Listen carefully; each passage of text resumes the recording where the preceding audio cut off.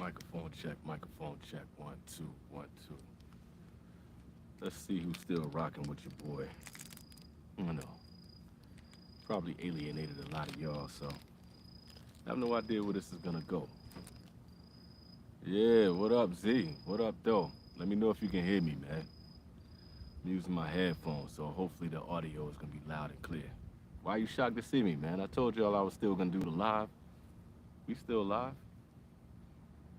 I'm in the middle of nowhere, but we live. So let me know if you can hear. Is the audio there? Mic check, one, two. Says it's connected, says the battery is high. Um, Shout out for hitting that like button, man. Thank you for joining in. I know it's pretty early in the morning for y'all over there in the States. We are coming to you. Thank you for joining the channel. Smoke your best cigars. We are somewhere between Kawasaki, Nagasaki. If you know, you know. What up, though? How you doing, brother? Good to see y'all in a place to be. This is another edition of Smoke Your Best Cigars. Today we're going to be smoking the Terre Blanc. I am living out of a hotel right now, and I might be here for a while, so this is going to be interesting. You guys let me know in the comments if you can hear me clearly. Let me know if the audio is there, because I don't know. I don't have my normal setup.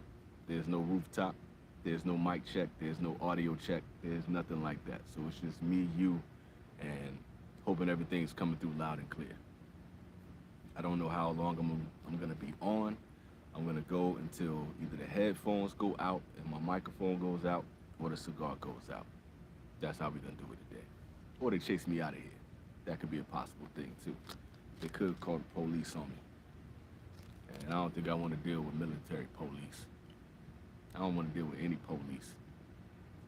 I had enough run-ins with the police. Got my ass whipped by the police.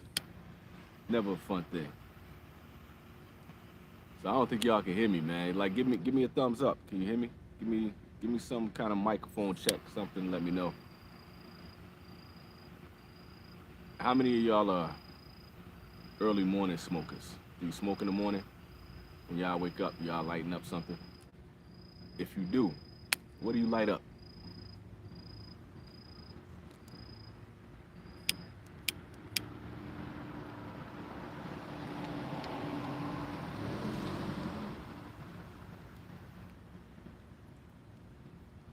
There you go. The police just rolled by. Hopefully they don't stop me.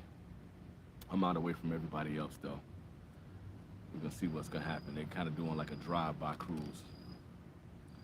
So we're gonna see how this goes.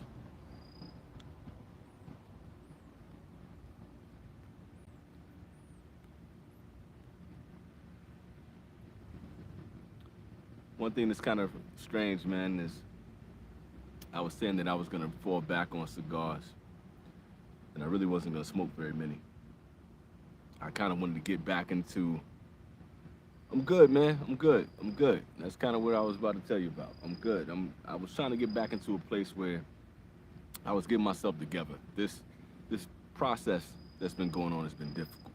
The moving process, going through all the paperwork, dealing with all the military stuff, trying to keep the family together, trying to stay organized, spending hella money, and then just deciding that it was time to let the review side of the vintage cigar go. I've been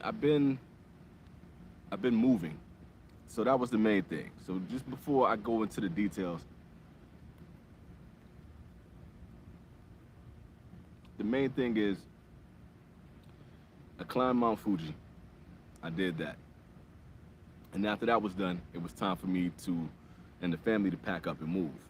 So we moved about 15 to 18 hours away to the south of Japan. Like, we pretty much as far as you can go without getting into like Okinawa. You know, we really deep down there. We're on one of the lower islands, right? So that's a whole process.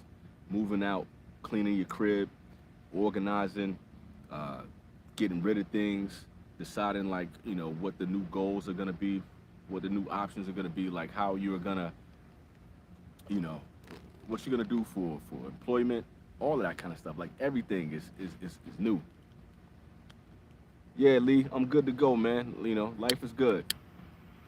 Life is good. So I can't complain. So I just got to the point in that process where I felt like I told y'all in the last video that I didn't know how I really felt about things, how things were going with the vintage cigar. And I was kind of losing contact with doing reviews and smoking cigars, and I was feeling jaded with the industry. I was feeling jaded with YouTube, and I felt like I was losing a lot of steam. I felt like I wasn't bringing anything to the table for myself or for anybody else. Financially, it wasn't there. Artistically, it wasn't there. Time-wise, it wasn't there. There was just a lot going on. It does seem like I'm shooting from a prison camp, but I promise you guys that it's not like a prison camp. Check this out. There's a whole back there. So it's good. I'm good. But it does seem like a military camp, though. It's not that.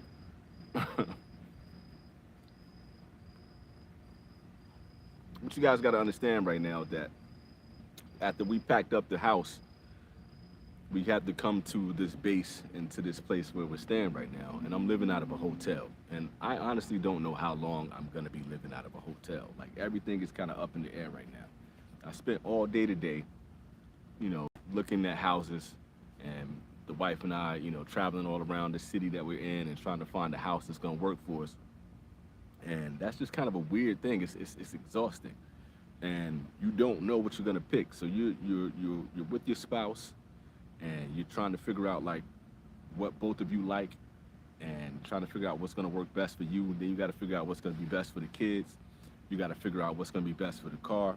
Then you got the language barrier on top of that. So all of these different things are going into it. And then we're in a place where there's not much housing. It's so many Japanese people. And then everything we're on this tiny island, on a tiny island of a tiny island. And all of these people are just crammed in together. So we got to figure out where we're going to live. So right now I'm living out of a suitcase. Everything that I own right now is in a suitcase. All the major stuff is packed up on a ship somewhere. And that we don't get that stuff until we actually move into the place. They deliver it. Then we got to unpack it and do all that kind of stuff. So it was like, with all that, it was like, how was I going to be able to maintain the vintage cigar? Like, how was I going to be able to do all of that and still bring you guys content and grow the channel and make everything work and edit videos and do all the stuff that was going to be entertaining and worthwhile to y'all? I didn't have an I didn't have a mailbox until a couple days ago. So people couldn't send me stuff. I couldn't order anything. I couldn't order sneakers. I couldn't order clothes. I couldn't order cigars. I couldn't do nothing. So what was I gonna do? It was really no way to maintain the channel and really do this the way that it needs to be done. So in that time frame, I looked at it, was like, there are people who are really killing this cigar industry, right? There's some people who are killing the reviews, and there are people who are really like getting into it, and they're in the space that I was 3 years ago, where they're building it, they're trying to build their own brand. It's time for me to let go, and it's time for me to just do this. This is what I enjoy doing. I enjoy talking to y'all. I enjoy getting chats from y'all. I enjoy just smoking a cigar and not having to worry about like, oh, I'm picking up pecans right now, and I'm getting almonds, and this tastes like leather, and I just want to enjoy the cigars. I want to smoke my best cigars, have good conversations with people in the community about cigars.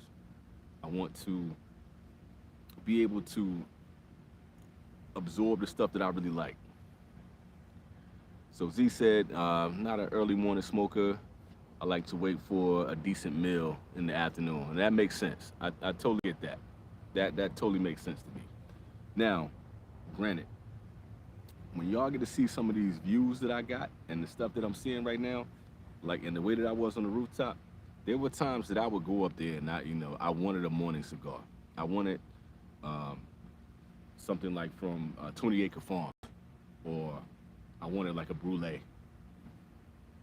I wanted to smoke something that I thought would be delicious and kind of give me that kind of morning vibe and kind of chill. The police are coming. I hope they're not coming to get me, but I wanted to do something that would be a little bit different. I wanted, to do something in the morning that kind of set that mood. So, but I know most people, until they get something in their system, until they kind of get everything organized and going, they're not doing all of that. So I totally understand that.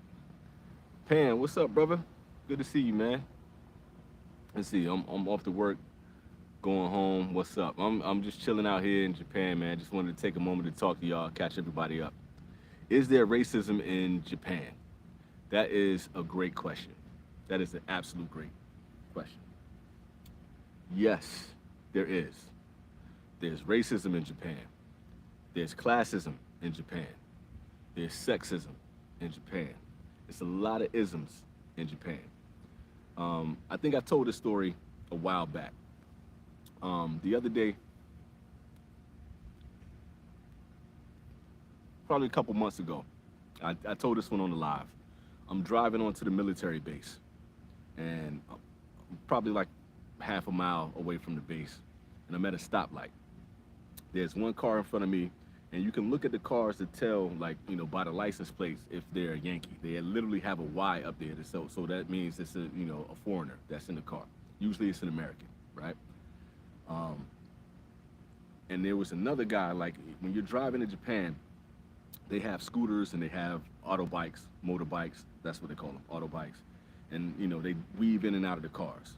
And a lot of the older people, women, everybody, they drive these scooters, right? So the guy is beside me, and he's on the passenger side, so that's gonna be to my left. So he's sitting out there and he's by the curb, and the car is right in front of me. And it's an old dude on a moped, and he just tips over while we at a stoplight. The light is red, he tips over. I stop my car, the other dude stops his car, pull up the brake, we hop out the car, we run over to the guy, and we go to pick him up. Now the guy that is in front of me is Asian. I don't know what his nationality is. He looked like he might have been Filipino, maybe Thai. He was darker. He didn't quite look Japanese. Okay? I look like me. The guy falls over. We get out of the car. We both rush. We still in traffic. We go rush to pick the guy up. The bike falls on top of the dude. So the dude gets there first, the Asian dude gets there first, and he's trying to pull the bike up off of the dude, and he can't get it up. So I go with one arm, I lift the bike up. Old man can't get up. So I'm holding the bike up like this, and I flip the kickstand, stand the bike up. I reach my hand out so I can help the guy up. The guy has on gloves. I reach my hand out, and he snatches his hand out. He says, "Daijobu." Daijobu means it's okay. Don't worry about it. It's okay. Daijobu. He pulls his hand away. And I'm looking like, oh, for real? So the other guy goes to lift him up, the Asian guy. He reaches out. He can't pick him up. So I lift my arm under the guy's armpit, pick him up with one hand. Stand the old guy on his feet, dust him off. We look at each other, and the guy gives me a look like, I know what just happened. So the Japanese man turns to the Asian guy and goes, "Arigato gozaimasu, arigato gozaimasu, arigato gozaimasu." And he looks at me and goes, "Arigato." And that type of stuff happens all the time. So you get moments like that. But I will tell you that in the amount of time that I've been here, I've only experienced like this much racism. And everybody else has been cool. Funny story today. What up, everybody? Everybody that gave a shout out. Thanks to everybody that hit that like button. I appreciate y'all. And I'm gonna get to those questions in a moment. Tell you this story that happened today. This is kind of like the coolest thing, and it's weird. My wife is giving me shit. So we go out to, while we're looking at the houses today, it's a place called the American Village. It's So in American Village, there's an American Village cafe. We go to the cafe, we go to sit down, and we're eating a very popular dish out here that's called lemon steak. So they cook steak, they cover it in like a demi glace, and they put lemon juice on it. Very delicious. Really good meal. If you guys never had it, it's something you should try. Very popular in this region. So we're eating, and in this place, they're playing like old 50s music. And when I was a kid, I used to watch the Monkees.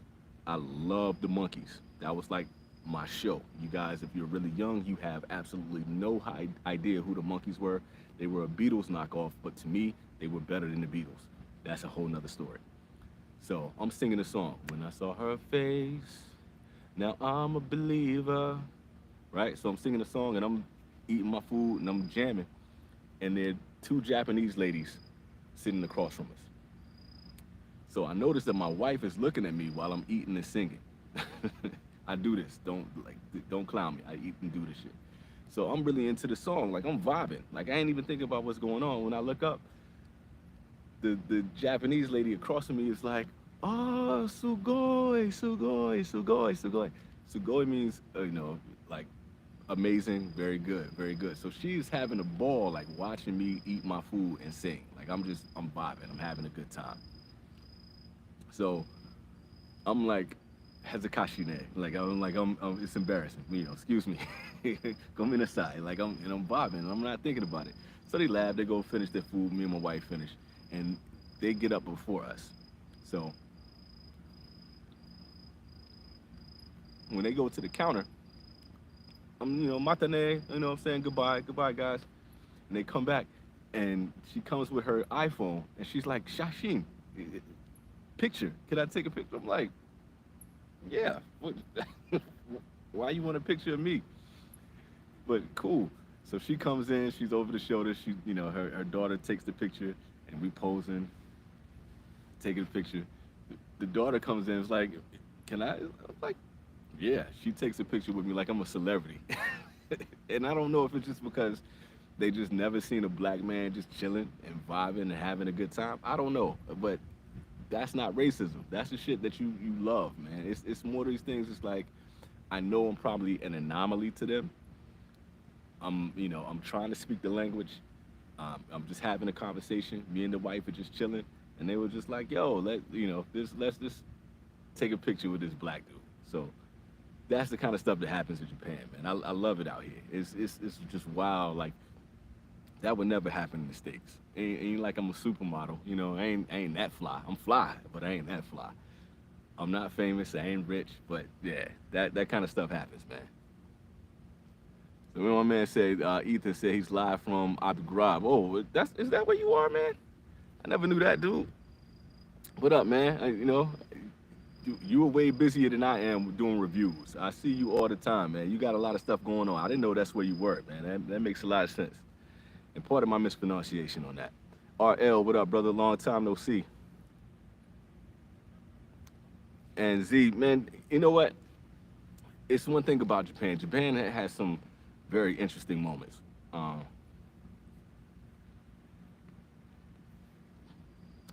There's a thing out here that is called tatame and hone. And you will have to look it up because I get the two terms kind of mixed up. Shout out to everybody that's joined in. Shout out to everybody that hit that like button. I appreciate y'all. But the whole concept behind the Japanese culture, and this is not just with foreigners, this is with their own culture. They put on a face. So you have your polite face, you have your very, upfront face where you're very, it's what do you call that, man? I can't remember the term for politeness. I kind of mix it up, so I'm not gonna say that one right now. But behind closed doors, they have a completely different personality. So when we were leaving out of the house, we were moving. The person that cleaned my house, she was the sweetest lady in the world. She's Asian also. I think she's Filipino. My wife is half Filipino, and she speaks pretty good Japanese. We've been in this place for 4 years. I've been there for 3. We clean out the whole place, and we have her come through to do the final cleaning just to make sure. She brings her family over, they clean the whole place up. Now, mind you, while she was there, they go to her and say, you guys left trash outside. I had a bag of like old plants and dirt and stuff from us cleaning up and all that kind of stuff. Like I had a bag and I set it where it wasn't quite in the yard. It was in my neighbor's yard, who's also an American. It was near the trash can. But they go to her and say, "We're upset that you guys left this trash out here. We don't want you to do that." Now, mind you, they've never come to us. They've never spoken to us at all. So you get little moments like that where, like, in your face, they always, "Oh, Ohio, good morning, Ohio gozaimasu, konnichiwa." They're doing all that kind of stuff. But I know behind closed doors they were whispering and talking about us because we were foreigners. It is what it is, man. But I've had more high moments than I've had low moments like that. You dig? You know what I'm saying? So, like, you got to think about Japan is a very monolithic place. And it's been like that for centuries, where there weren't a lot of different people here. And if you go out into the country, like where I am right now, I'm in a military area. So you see people that look like me. And you see people that don't look like me, but they definitely ain't Japanese. But when I go further out, when I go towards the water, when I go, to these little country areas, we ain't around. So, like, it's really a foreign experience to see somebody that speaks like me with a heavy voice. And, I'm rocking like these very Americanized and bright coat colors and all this other kind of stuff. I don't dress like Japanese. And unless I go to Tokyo, you're not gonna see anybody that dress anywhere close to me. Maybe Osaka. You know what I'm saying? Like, so it's a strange place, and they're very monolithic. Literally, there are days where, like, if I go to a bus stop and it can be 12 women in a row, same shoes, everything. It's a very monolithic culture. Now they're evolving out of that. It's changing a lot because the world is just globalized within itself. But yeah, it's a whole lot of that. Dave, what up, man? I'm well, bro. I hope you're doing well also. I hope all of your guys are doing well, man. My man said hands down that the Monkees were better than the Beatles. I think so. Now, the only reason why I would give the Beatles a heads up is because they wrote their own songs. The Monkees didn't write their own songs. But as far as, like, you can take any song out of the Beatles collection, any song, and put that up against the Last Train to Clarksville. Last Train to Clarksville will smoke any Beatles song that's out there. Any Beatles song. And that's the type of stuff that I can vibe with. Like,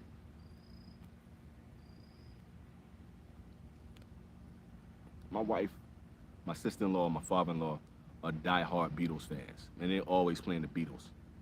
And I just couldn't get into that music. So it wasn't it. Justin, what up, homie? So, Zim, what I'm smoking is the Terry Blanche. Patoro Terre Blanche. And smoke your best cigars, man. So you got to do that. And that's the other thing. So, like, why we talking about that? I only got a select amount of cigars, right? Because I had to pack up everything. My humidor's packed up. Most of the boxes of cigars I got were packed up. And it was funny that there was a dude that was moving all of my furniture and stuff. He obviously was like a half fool. Meaning he was half. He looked like he was Icelandic and Japanese. The dude was like, he had to be like 6'5", 6'6", big boy, bulky, and he was moving stuff out, and he found my cigars, and he was like, "Hey man, what you want me to do with these?" And he was like, "Man, you got a lot of cigars." You could see, like, I should have gave him some cigars, man. And he was cool, he did some good stuff, but I was just so stressed in that moment that I didn't even think about it until later. They had already packed them up. But all my cigars are packed up, so the only thing I brought were a couple Patoros. I brought the majority of my Dunbarton Tobacco and Trust, my Crown Heads, a couple Foundations, and a couple of us, like some Fuentes. That's it. That's pretty much what I got right now. And I brought some cigars that I'm gonna be sending out to people once I can get, to the cigar lounge that's down the block. That's it, because I knew I wasn't gonna have time. So once I get all my cigars back, man, I'm gonna do a giveaway, I think, and I know I'm gonna do a giveaway in the sense that I'm just giving away the majority of my cigars. This channel is pretty much just gonna be Smoke Your Best Cigars going forward. It's gonna be me doing these lives, having conversations with y'all. Maybe, a couple live EKBSNs, stuff like that, and then I'm just doing, the lives with the fellas. That's it, man. I'm smoking cigars to enjoy cigars from now on, man. I want to smoke my best and smoke my favorite cigars. I don't really care about like trying to put Black Label Trading Company on. I don't care about you know, taking a dump on Herclots and Ferio Tego and his line of cigars. I don't like. I just don't feel like it's necessary for me to do that anymore. I don't think my opinion matters to that degree. I feel like with all of you guys, shouts out to everybody that hit that like button too, by the way. I feel like with all of you guys, when I'm having a conversation like this, just smoking good, kicking back, I think this is the funnest shit in the world. I can do this all day, and I'm gonna do this until the shit runs out. So that's how that's rolling, and that's why I got the Patoro right now, and I just got my best and my favorite shit, and that's what we're gonna do. He said, "Bro, I watched your M80, M81 video, and I was in tears. You, you were in tears, dude. You know what I was going through during that whole thing, man. Look, that was nothing in that video was fake. Nothing in that video is fake. Nothing is exaggerated. I actually wanted to like the cigar, right?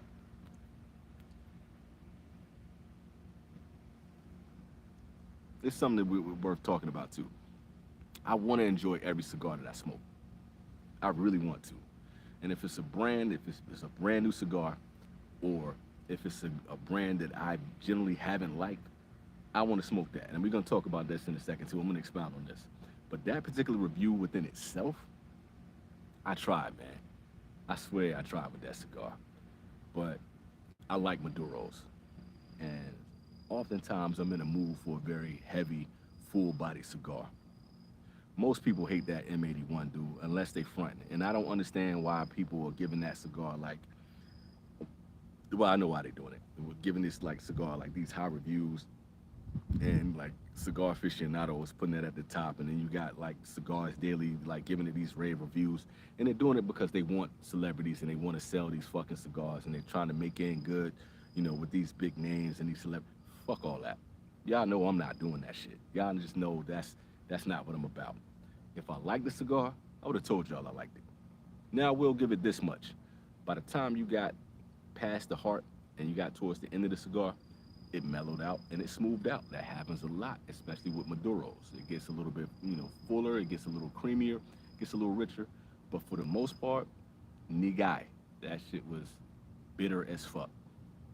And I just wasn't enjoying that shit. It was way too dark for me. And most people thought that I was like tripping because I hadn't had any food.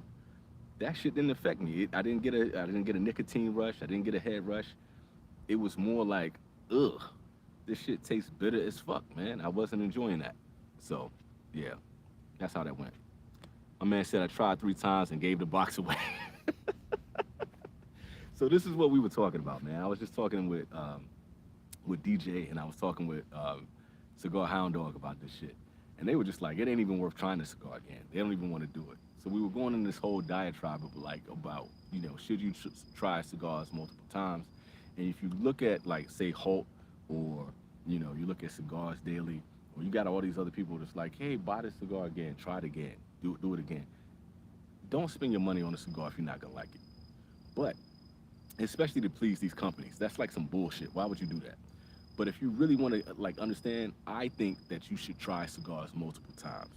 You guys have seen how many times I've tried Blackbird. You've seen how many times I've tried Timeless. You guys have seen how many times I've tried Caldwell, and I just don't like them. It's just not for me. And M81, I'm not paying for it again. But if it comes across again as somebody like, you know, if I like tripped on it, I'm like, oh shit, it's an M81. I might smoke it. But that's the only way. That cigar wasn't it. Let's see, Zim said, I have one and I'm giving it away now. Good. Don't, man, smoke the cigar. Try it for yourself. If you don't like it, put the bitch out and get another cigar. You got to give it a try, because you can't go based solely on my palate. What I was here for as a reviewer is to kind of give you an idea. Now, if you really think like you just don't like bitter cigars, then that ain't really going to be the one for you. But I say just give your palate a chance. Z said, no better time than now for a Mount Rushmore all-time favorites. That is coming. So I want to give you all the heads up. Like, I know I said I'm done with reviews, but I'm not gonna kill the channel as far as the reviews and as far as the shows until the end of the year. I'm hoping that before the end of the year is out, I will be in my new place and I will have a space where I can just light up a cigar and I will have some, spare time to do some reviews for you. Right now, we still doing all the paperwork. We got the kids in school. We got to get their bus situation straightened out. We got to get IDs. We got to do like all that kind of shit. So it's like, bear with me. I'm gonna do that Mountain Rushmore. I got a top 10 that I might be able to do and get out by Friday for y'all. Friday your time. Wait, yeah, maybe by Friday, I may be able to get that out for y'all. So it's still gonna be a couple more things to come out, and then I'm gonna do uh, I got the Cuban discussion that I wanted to do. I want to do a whole topic on Cuban cigars, and then I'm gonna do the end of the year best cigars, my top 10 best cigars, and then that's it. That's gonna be the grand finale. That's gonna end the channel. But I got you with that Mount Rushmore. I'm still working on that. I really like getting that fourth one is where I'm having a hard time. So it's coming. Let's see. Knuckle Sandwich is one of the better celebrity cigars out there. I'm not smoking that motherfucking Knuckle Sandwich. You gotta understand, as a culinarian, Guy Fieri offends my soul. And and just like that whole thing behind how they're treating that cigar. Once again, they're giving it all these rave reviews. It's getting mixed reviews from reviewers, but for like all these companies, they're just sucking Guy Fieri off. I ain't here for it. So I don't know if that cigar is good or bad. Personally, I'm just not smoking it. I ain't fucking with that dude. But that's just me. Let's see. Sometimes, if you're in the right mood, a mediocre cigar can be good enough. M81 tastes like a burnt dirt. It really does, though. I wasn't feeling that cigar, man. And it is gritty. It is gritty and it's bitter. Cali Cal, what up, man? Long time no see, homie. Good to see you up in here, baby. Sorry from behind for you guys. PT said I'm off. Peace to you, brother, man. Thank you for joining in. I appreciate you. Um, he said it's definitely worth trying. This is Justin. Justin said it's definitely worth trying budget sticks more than once, expensive cigars, get a one shot to impress. And you know what? I kind of agree with that. I really do. Especially like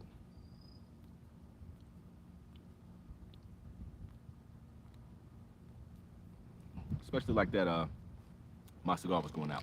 Especially like that 40th anniversary. When that shit fell apart on me, I wasn't buying that shit. I wasn't gonna buy a $40 cigar again. There was no way that I was gonna buy a $40 cigar.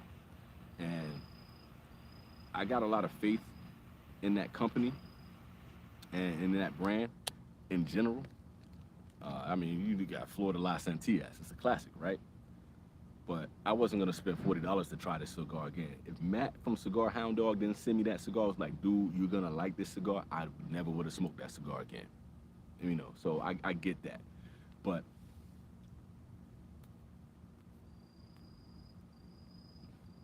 like, look, man, if you got like a $5 to $10 cigar, and maybe even $12, that's kind of the range right now anyway, right? If you got that, if you got some time, if you can, go out and get it again, go out and get it again. Give it a second chance.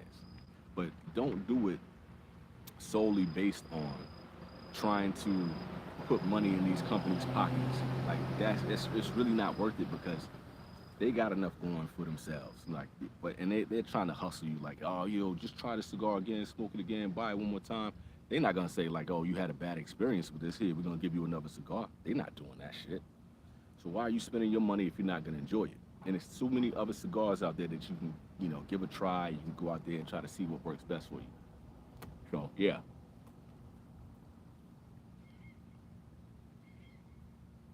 What are your plans after the last episodes and you end the channel? So there were some people who unsubscribed to the channel, when I did that review. Not review, when I did that last, Smoke Your Best. And I told everybody what I was, what the plans were. And I'm amazed that video actually hit 1,000 views. I'm shocked that shit hit 1,000+ reviews. And I appreciate that. So the game plan right now is I'm still gonna do YouTube. For the vintage cigar, the channel is gonna die as far as me doing reviews and just me talking about this cigar, that cigar. I'm still gonna be smoking cigars. I'm still gonna come up here and do lives, and I'm still gonna be doing this with y'all right now. Shouts out to everybody that hit that like button. I appreciate y'all. I'm still gonna be doing that just because I enjoy this. This is like this is my lounge. This is my way. This is what the channel was for in the first place, was to build a community and get people that I enjoy talking to and talk cigars and talk the culture and talk music and blah blah blah whoopie whoopie whoop. So we doing that. That's gonna continue. But as far as like putting out scheduled shows and doing edits and all that kind of stuff, chances are that's probably dead unless I just get a funny idea that I want to do for my own personal love and just to, give guys a little bit of something. But on the other end of it, there is going to be my movie review channel. That's going to be called 80s Remote. I'm going to be reviewing movies from the 80s that I watched as a kid and giving my opinion on what I thought about it as a kid growing up in the 80s compared to what I think about it now as a 40-year-old man watching these movies. And I'm going back to my While I'm in Japan channel. That channel was on YouTube. It's active now. And since I'm in a new place in Japan, I'm gonna go out and explore these places, put out a couple videos on that from time to time. That's gonna be me on YouTube. The other thing is gonna be with the New Wave cats. I'm still gonna be doing the lives with them, and I'm still gonna be talking to y'all. Every now and then I'll pop up to do some sports shit. I'll pop up just to have a conversation. So sorry if that's a letdown. I know some people just joined the channel. I just got some new subscribers and stuff like that, man. It's kind of heartbreaking, but I just really felt like I was spinning tires.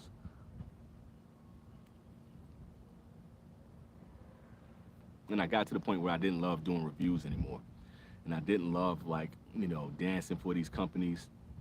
And people were sending me cigars and doing all this kind shit. But these companies are just like, they treat you like you're not there.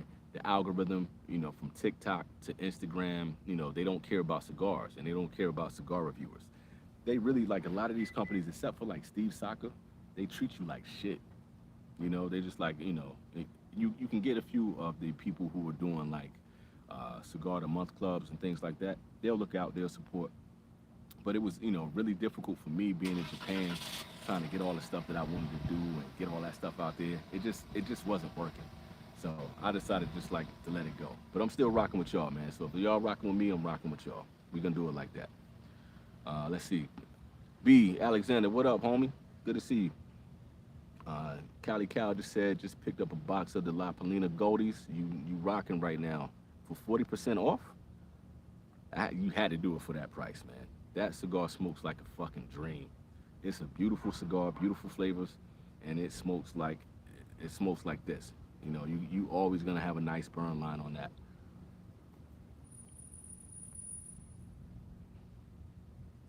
That cigar is money. That's absolute good shit. So Z said, "Oh snap! Please expand on why Guy Fieri offends your soul as a culinary professional." All right, so let's get into this whole concept. So for me, I come from the purest side of cooking, right? The whole thing is like building flavor profiles, creating a dish that's gonna tantalize and just build on these flavors and make people enjoy food. And the science behind cooking, the art behind cooking, the love and the community that comes behind cooking. That's what this whole thing is about. Now you got these cats that have worked in kitchens and they spent countless hours working on holidays. They away from their families. They spending 10 hours in the kitchen. They cleaning up, doing dishes. They bust their ass to get in the kitchens. And this dude comes in driving a Corvette with his glasses on backwards and his fucked up Anne Burrell looking hair and these flaming shirts on and shit like that. And he's just screaming and trying to sell you this entertainment. It's like pro wrestling, and it's not real food. Now, the places that he went to, that he's given exposure, to a lot of these kitchens and a lot of these culinarians who are cooking, I dig that. But the whole thing, but just had this glitz and glamour of some dude that doesn't really care about food. He's doing it for the celebrity aspect of it. Get the fuck out my face. I'm just not, like, I spent too many years busting my ass in kitchens and trying to work my way up to, being a skilled cook and, putting on people and getting put on and dropping food and doing that whole like all the stuff that you go through in the kitchen, being on a hot grill, and you working with people that you don't trust. Like if y'all ever seen the show The Bear, like how complicated that kitchen is, and building relationships, and when your tickets are going off, and you in the weeds, and you getting killed, and you trying to work with somebody, or there's somebody just leaving you, to die in there. It's a hard industry. It's a tough industry, and I just don't think it should be sold out like that. There's some real cooks out there that could be doing this show, and there was some real people who just like really care about food instead of like turn the camera on and you got, hey man, I'm glad you're here and we're doing all this and we're going to Flavor Town and da da da da da. And then when the camera cuts off, it's like, and you walk away. Now if you guys go back on the Guy Fieri show, he does an episode in Norfolk, Virginia. That's where I used to live. And there's a restaurant called Alkaline that my homeboy runs that kitchen. And he went into Pendulum Butcher Shop. They were together at that time. That was my butcher shop. He literally came there a week after I left. So I know how he operates and how he deals with people and how he treats people and stuff like that. I got the inside. I don't rock with that dude. And that's why he offends me as a culinarian. And it's just like I couldn't deal with that. And to see the way like all these people are just kind of like, prancing around this dude, and the stuff that I heard about at PCA and all that kind of stuff like that, that just doesn't move me.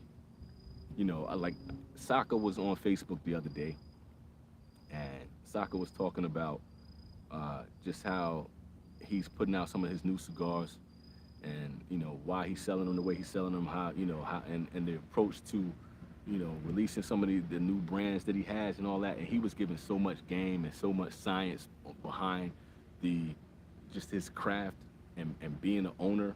And that's the stuff that I love. Like, you can tell this dude loves cigars. You can tell he loves the whole culture. And I just don't feel like you're getting that from a Guy Fieri. So if said didn't know about the While I'm in Japan channel, just subscribe. Thank you for the subscribe, brother. Appreciate that. I hope you like the shows that are up there. It's only a few episodes, but I think it's kind of fun. It's just me. I got a couple cigar lounge reviews up there. I got some reactions, to some, hip hop that's up there, Japanese hip hop, especially Awich. That chick is dope, and that shit got almost 15K views. I don't know why that episode blew up. I think it's because of her, because she's that dope. But I got some restaurants that I went into. I ate fugu. Fugu is blowfish. So I ate that, the poisonous fish that people are scared to eat. I ate that on the channel. I ate natto, the fermented beans. I talk about the kombinis and all that kind of stuff. So I hope you enjoy the channel, man. Let me know what you think about that, man. Let me know if it, kind of tickles your fancy a little bit. B said, I was bummed out not seeing you get the same bombs from vendors. I like your content, and you get me interested in finding smoking and great cigars, man. And you know what, man? It was kind of weird, because a lot of people wouldn't send shit out to me here in Japan. They were like, oh, we can't send it out there. But there were some people who showed some love, man. There's some people, John Huber sent me a package. Steve Saka sent me a couple bombs. Shout out to My Cigar Pack. They treated me really well. So there's some people that really showed some love, man, and it's kind of cool.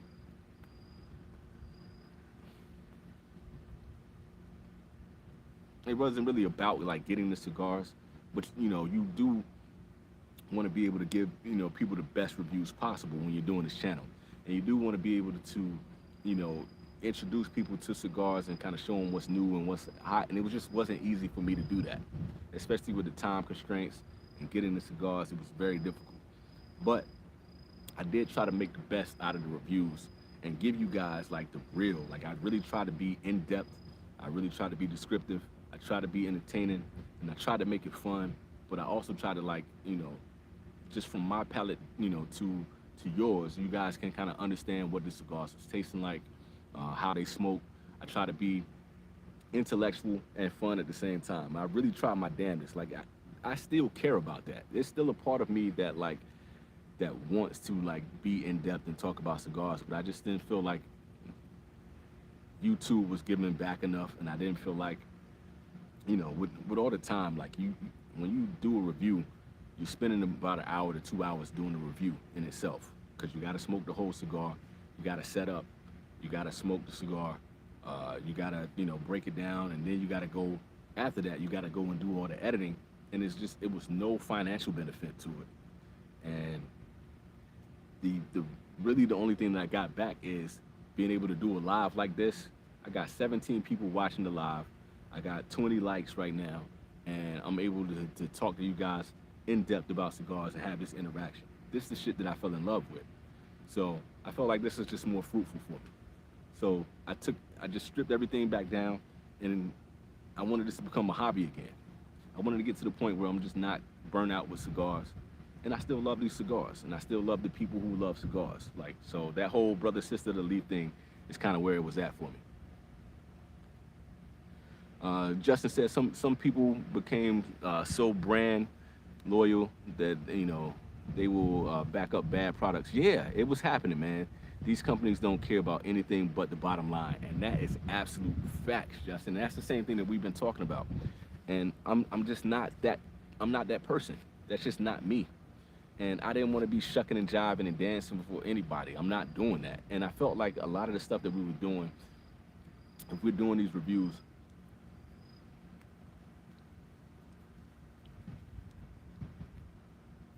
I'm talking about all these different people. I'm talking about their company. I'm talking about their product. And I'm basically selling their cigars for free. I'm selling their cigars. Why am I doing that? And like, how many of these people, aside from Saka and Sanj Patel, how many of them have you ever seen mention the vintage cigar? Y'all tell me. Have y'all ever seen any of these companies that you can go through and name? I've done My Father Cigars. I've done Fuente. Shout out to Carlito though. He has shown some love just in general. That's just a cool dude, man. But if you're talking about Black Label, Black Works, if you're talking about LFD, go to any of these companies. How many of them, even negatively, have mentioned the vintage cigar? Have you seen a shout out on any of their pages or anything like that? Have you Steve Saka went out his way to say, hey man, this dude does good reviews. Go check him out. Much love to that brother for doing that. It didn't cost him anything. It didn't cost him a dime. He didn't have to do that. That was just out of love, man. Matt Booth just hit me up one day and said, hey man, I watch your reviews. That's cool. I appreciate that. But for the most part, man, we going in depth talking about Patoro, and I do these top 10 lists, and I'm Southern Draw. Like, I go through and I mention all of these companies, and I'm basically like, hey, y'all go out and try this cigar the way I'm trying the cigar. Y'all go out to Neptune and buy this cigar. Y'all go out to Small Batch and buy this cigar. I'm doing all of this, and for what? Why am I doing all of their work when I made this, this whole brand, and I got mouths to feed. I got 3 kids. Shout out to my oldest daughter. It's her birthday today, October 19th. Love you, baby. Like, why am I doing stuff for them? I got my own ideas. I got my own dreams. I got my own stuff that I want to do as a butcher. I got my own stuff that I want to do as a reviewer. Why am I selling for them if I'm not gonna get the love back? What's the point? So, and then you got all these other dudes. I ain't saying no names, but you go to their channel and they got banners up and they got posters up and they got lights glowing and they got all of this shit happening. And they like, hey, I just got this from this guy, and I'm this company and so and so, and I'm sponsored by, and I'm all like, I'm not dancing for these people. That's just not me. And I know, in all honesty, when you're doing that in certain cases, it gets people to go a long way. You get people to, to see, but that's not gonna happen for me in Japan. Nobody wanna work with me because they can't work with me because I'm out here. And not a lot of people, if you're not Davidoff, you don't have a connection here in Japan. Like, so what's the point of me like, shucking and jiving if I'm gonna put in all of this effort, there needs to be something coming back, man. And it's not about the value, but the money, but it is about the value. Let's see. Let's see. Sadly, that's true, Justin. He's showing love. I'm looking forward to the movie review. Shout out, man. I hope you all subscribe to that channel. I'm gonna try to connect the two channels and see how that works. But I got some stuff to say, man. And I just, y'all see me like on the New Wave channel, man. When I start talking about movies and start talking about music, I get excited the same way I do with cigars. So I'm gonna try to keep that rolling. We're gonna see how that works. There were a lot of 80s movies that I thought were 90s, but just because I'm from 87, so growing up in the 90s, you forget when some movies really came out. And dude, so the whole thing behind that, man, is like the 80s was just an innovative period. It was just an innovative time period. The music was innovative. The technology was innovative. The movies was innovative. Everything was practical. Some of the special effects weren't that great. So I want to kind of go in and like how stuff evolved and how like the special effects evolved. And if you watch a movie that's PG-13 from the 80s, not even PG, just PG, they're cursing, they show nudity, like it's completely different from what we get from these Disney movies and these MCU Marvel movies and shit like that. So it's some really cool movies that a lot of these younger cats that are even younger than you have no concept of. And it'd be kind of cool to go back, man. So I'm just gonna go back to I was born in 1980, so I really got to grow up with a lot of these movies. And then when you come into the 90s, when you're watching like the USA Network and you're watching MTV or you're watching some of these HBO, you would get some of these 80s movies. You got Golden Child, you got Terminator, you got Throw Mama from the Train, Cobra, Over the Top. There's some dope ass movies that people have no concept of. So I hope to get into that, man, and I hope it's real fun. We're gonna see. B. Alexander said, I've never seen the show The Bear. I think I'll check it out. You gotta watch The Bear.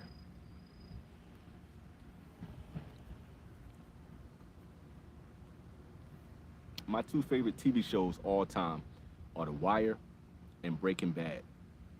And I might put The Bear up there with The Wire and Breaking Bad. If it continues the way that it's going right now, it's up there with those shows. Because it's a real life depiction of what it's like to be a chef, what it's like to be a sous chef, what it's like to be a pastry cook, what it's like to work in a kitchen, whether it's a high-end kitchen, whether it's just a mom and pop spot. You really get that feeling like everything that I experienced coming out of culinary school and going in and working in the kitchens, from washing dishes to working the prep, to working the line, to working grill, to being a butcher. Like that first season, when I watched that first season, I had to stop the show because I was having flashbacks. Like I was really like uncomfortable because I was really going back to some of the shit that I saw in the kitchen. It's that realistic. It's a good show. If you get a chance, watch that shit. It's dope. He said it's impossible to be 100. Companies don't want to send stuff to people who will keep it real. Nothing against anyone, but that's the truth. Maybe you're right with that. Maybe it's impossible to be 100, but no human is perfect and nobody is without flaws. But you try to get as damn close as you can. I would say for myself, I was 98% real on that. I honestly, when I did a review for Steve Saka and I didn't enjoy like one of his cigars, especially like when Sin Compromiso. Sin Compromiso was absolutely one of my absolute favorite cigars. Sorry, I'm trying to keep this lit. That's one of my favorite cigars. But when I smoked the Churchill size on that cigar, I didn't like it. I didn't like it one bit, and I put it on my top 10 worst for the year in 2022. Steve Saka hit me up. And he was like, he was joking that I didn't like that cigar. But I couldn't, like, that's the dude that, like, as far as him and Nick Melillo are the two dudes that I probably hold to the highest esteem in this industry. But I wasn't gonna front for that dude, you know what I'm saying? I had to be real. And it was one of the worst cigars that I had for that year, so I'm gonna say it. And I like the fact that he didn't take it personal. and I think that's cool. Um, and I could get in a lot of trouble, man. Like, I know people have watched my show, and there are people who are watching my show. There are people who are taking ideas. There are people who are within the culture just trying to see what my feedback is, and there are people who within the industry, and I know they're watching, and I know I've pissed some people off because I said exactly how I feel, and I'm gonna say how I feel every time, and that's just who I am. Now, are there times where I've kind of like held back from like killing somebody? Usually I say like, yo, I'm not gonna kill people for this, but yo, I didn't like this cigar. It wasn't great. Or this wasn't the best experience. I don't recommend you smoking it. You guys go back all the way to the early episodes of I Want to Smoke. You will see me giving 100% as I can honest reviews. But like you're right, nobody's perfect, man, and and it's really hard to be. But I couldn't do all of that stuff like trying to get people to send me boxes. I couldn't do the show trying to get people, to endorse the show or sponsor the show. I couldn't do that because if I'm talking to you guys, one thing that matters to me is my integrity. And I think one thing that has always been cool about my channel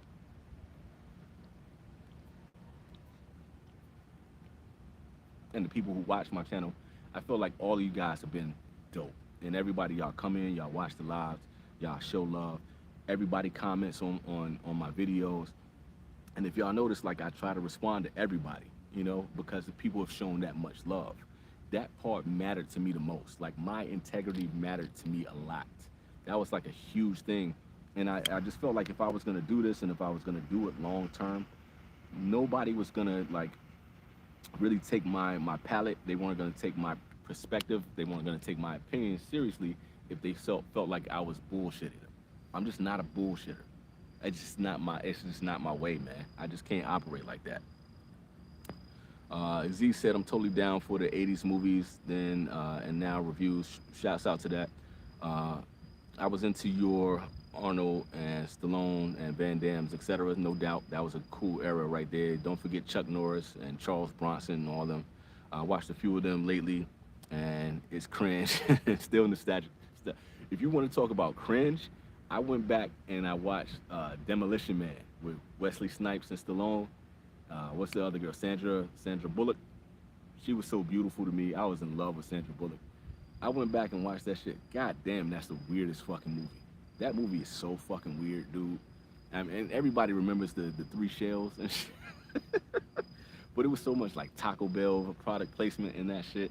And the special effects was like kooky and weird. That's a weird fucking movie. I can't wait to review that shit. I don't know if that's 90s. I think it's 90s. But I'm gonna do, like, once I get through all the 80s movies that I want to do, I'm gonna do the 90s too. So that's some funny ass shit, man. Anyway, that's just a little tidbit. Eli's up in the place. What up, Eli? He said, hi everyone, hope all is well. Been busy with work, but glad to chop it up. Shouts out, man. I'm glad you're here. Smoking the Tatuaje, the face. I'm hoping Michael from Master Your Ash is gonna send me that cigar. He said he was gonna send it to me. I have not smoked any of the Tatuaje. Oh no, I can't say any now. I can't say any because I had the Drac redo. But any of that monster line, I haven't had a chance to enjoy any of those.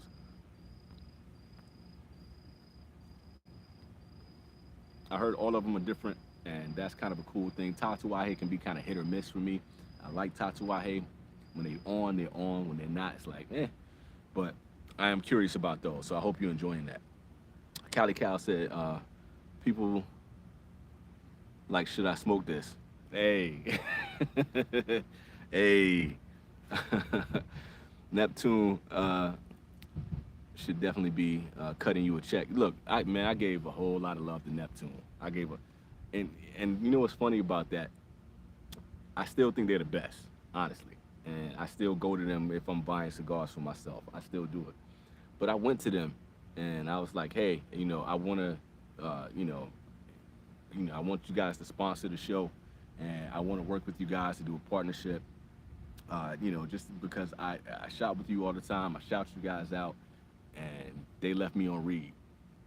Actually, the guy came back and said, oh, I'm gonna send this up to the higher ups and I'll talk, because I actually had to go back to him. I had to go like, hey, you guys never responded to me, what's going on?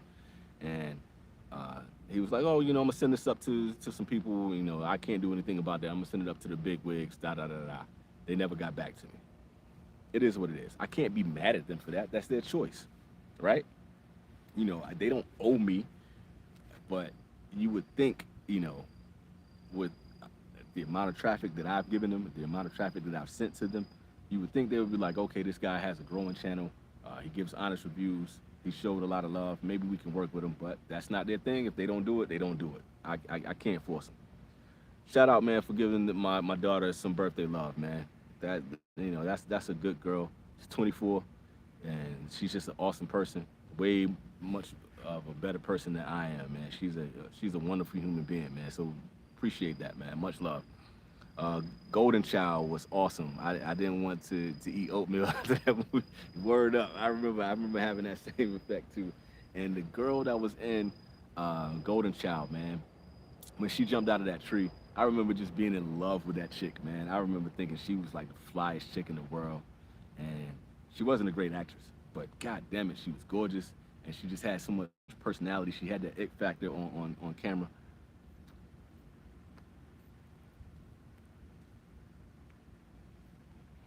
And I was a little dude, you know, but I was in love with her, man. And Eddie was that dude in the '80s, man. You know, and I still to this day, you know, I want the knife, please. I still do that shit. I was gonna put that shit in a video one day, and it just never got around to it. So maybe I'll use that somewhere down the line. Texas, what up, homeboy? You know I'm not smoking Gurkhas, man. I know I probably got in a lot of trouble with Gurkha too. It's Z for Zeal. I don't think Zeal gonna be up in here rocking with me either, but that's a whole nother story for another day. Keith said, "Did you have to hold your tongue when Joe Knows was on stream when he was talking on Bravada, and did you want to question his palate?"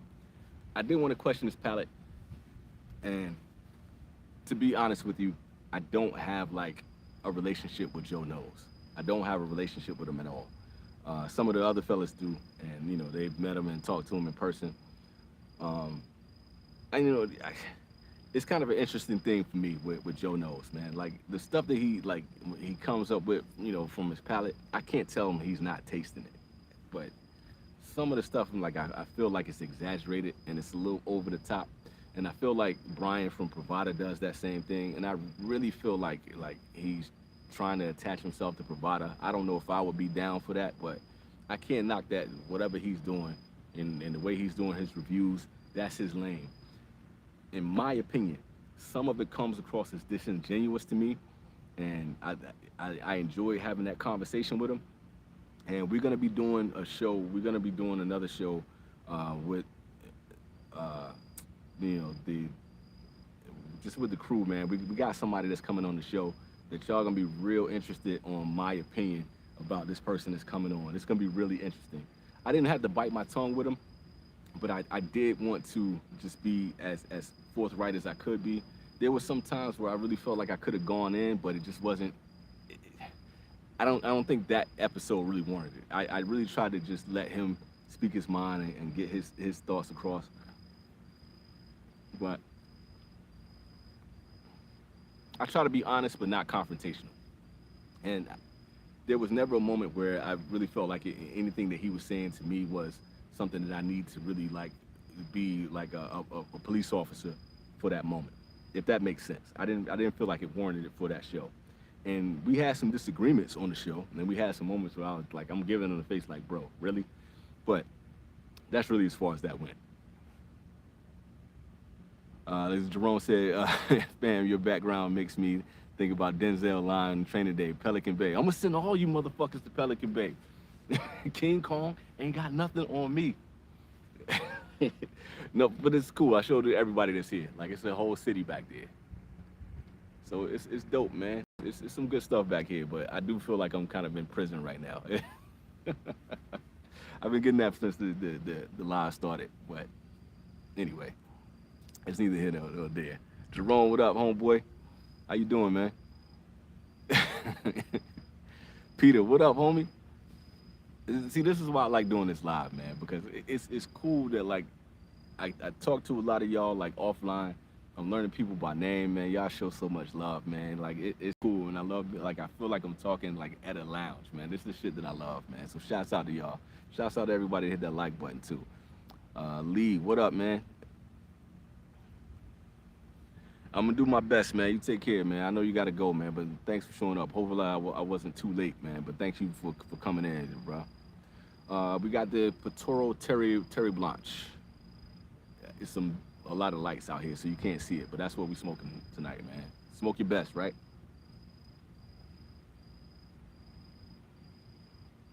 We in a hotel room right now, and it's really just two beds in there in a small hotel.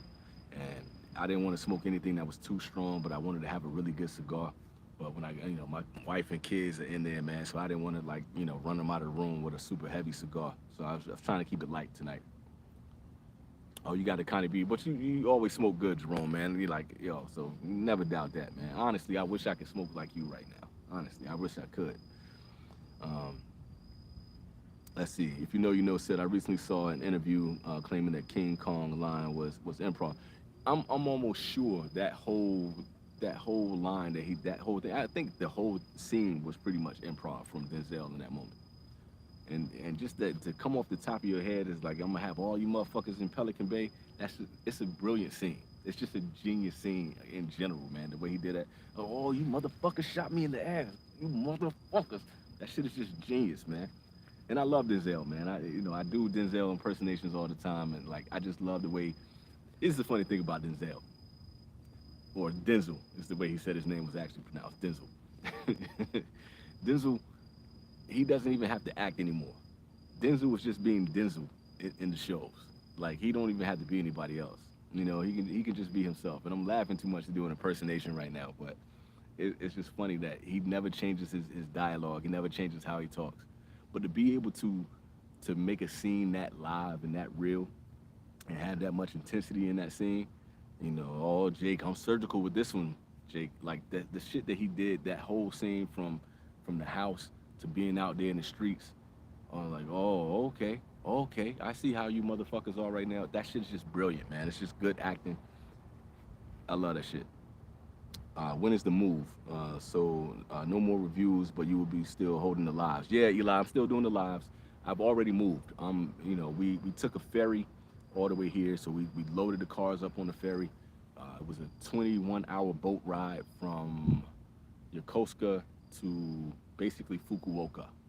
So if you guys look on the map, you can see like how far that was. Like, and if you're driving in a car, that was 15 to 18 hours, depending on the traffic or whatever. So it was a long ride, and it was 21 hours on the boat. So we had our own little hotel room up there. We ate up there. I got some dope ass pictures. I might put them on the community tab so y'all can see some of the stuff that from that boat ride. So we are here now. We are way south in Japan. I'm not anywhere near Tokyo anymore. I'm not near Kawasaki or anything like that. I'm in a completely different region. So this is a whole new world for me. We don't have a home as of right now. We're living out of a hotel. We packed up 2 cars, literally, filled to the brim with suitcases and everything and all that kind of stuff with just the stuff that we need to survive. So it's a real interesting place that I'm in right now. So this is the first time that I've had a chance to just sit back and turn the camera on and have a conversation with y'all. Let's see, what else we got?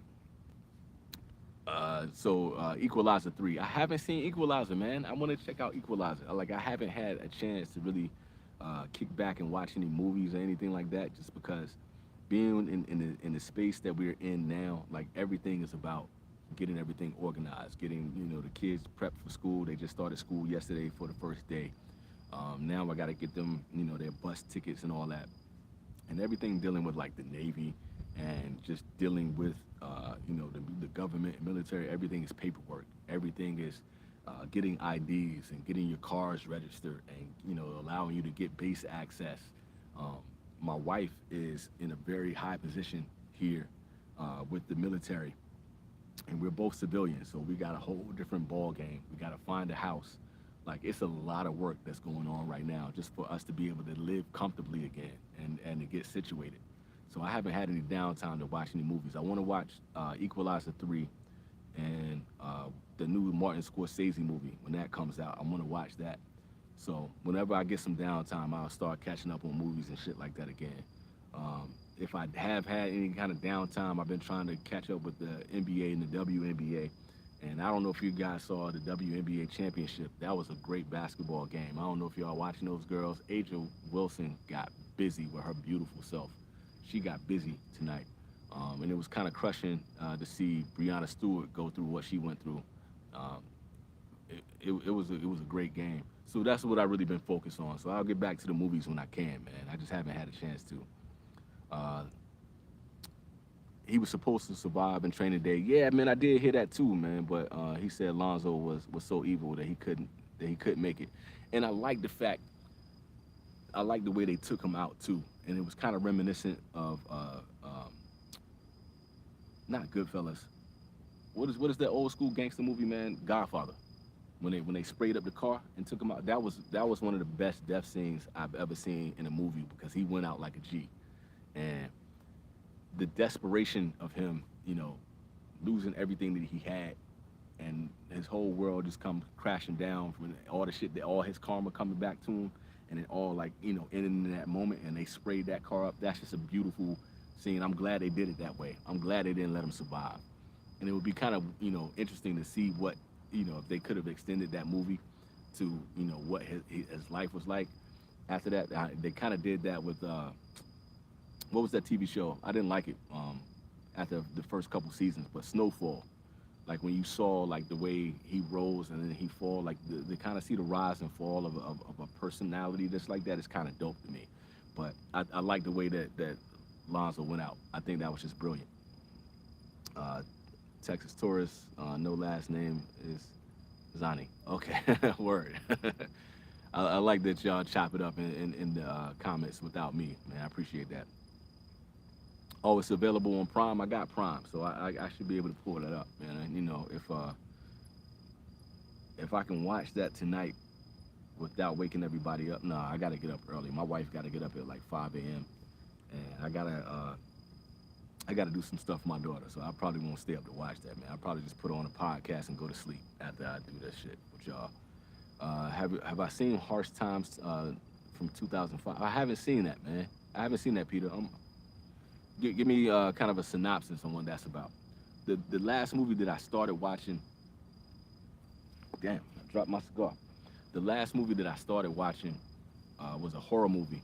It was a horror comedy about this chick who was trying to catch a serial killer.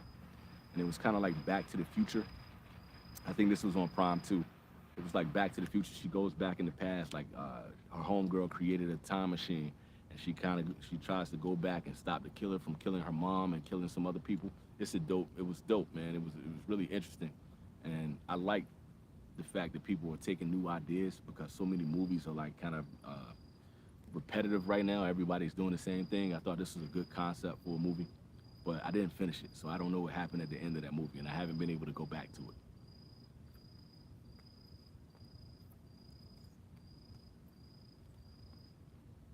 Matter of fact, that was the last movie that I watched before we actually moved.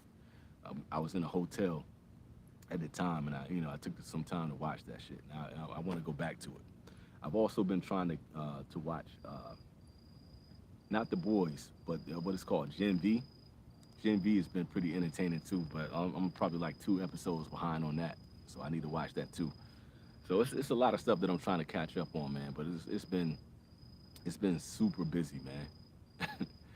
Zeal, he said it's not Zeal though. Zeal ain't coming in here. He ain't watching my shit. If he is watching it, he's not communicating with me at all. That's kind of funny. Um, what are my thoughts on Man on Fire? I haven't seen Man on Fire in a while. Man on Fire, the Manchurian Candidate, and the one that he did. What was the one when he was in Miami and he was like the crooked cop in Miami? Was that man? That wasn't Man on Fire, was it? I'm not really sure. You're gonna have to correct me on that. But all those movies, kind of came out around the same time, so they kind of bleed together for me, and I haven't seen them in a while. But I wouldn't put him as like my best Denzel. Like when it comes to like Denzel movies that I think are the best, it's like Malcolm X, uh, Philadelphia. What's the joint that Devil in a Blue Dress? God damn, that's a brilliant movie. Devil in the Blue. If y'all haven't seen Devil in the Blue Dress, like the shit that he and Don Cheadle did in that fucking movie, god damn, that shit is brilliant. That's it's one of my favorite movies, and it's such a good movie, man. The acting in that is just superb, and like they don't make movies like that anymore. They don't make character development like that anymore. That's really good. Um, Training Day, of course. Training Day was excellent. Um, those are like some of my favorite from Denzel. Christian Bale, a lot of Training Day, I think, is by the same screener. Okay, okay, bet. I need to keep that one in mind. I need to go back and check that out then. That sounds like, and I like writers like that. Those are the type of movies that kind of get me going and keep me interested. I'm very picky about what I watch. If it's not grounded, if it's not like really realistic, and the story doesn't like really have a real story to tell, and the acting is not like I'll stop watching the movie quick. Texas, get to work, man. Thank you for showing love, man. I appreciate you. The OG Man on Fire, Denzel one. There was an OG for that one. I like John Q. John Q was cool, just to kind of show Denzel like in his most dramatic, and I kind of like that. I like when he put passion in the roles like that. I don't know how well that movie like is gonna age, just because like Inside Man, and what was the movie about the kid that was in the Navy? Uh, Derek Luke was in that movie. I can't think of the name of the movie, but he was a kid that was in the Navy and he came back home and like everything was different. It's so funny because the lady that played his foster mom looked and act just like my grandmother, and just as crazy. So that movie is like hard for me to watch, but those movies don't really age that well. So that's kind of how I see that. But I still appreciate him though. Out of Time. Out of Time was the one he was in the one with Sanaa Lathan, and he was in Miami, right? Yeah, that one. I don't know if that really holds up very well either. Did y'all see Hurricane, about Hurricane Carter? I think that was some of Denzel's best work in that shit. Antoine Fisher, word up. Way to look out on that one, Jerome. Um, if you go back and so, this is a personal story right here, because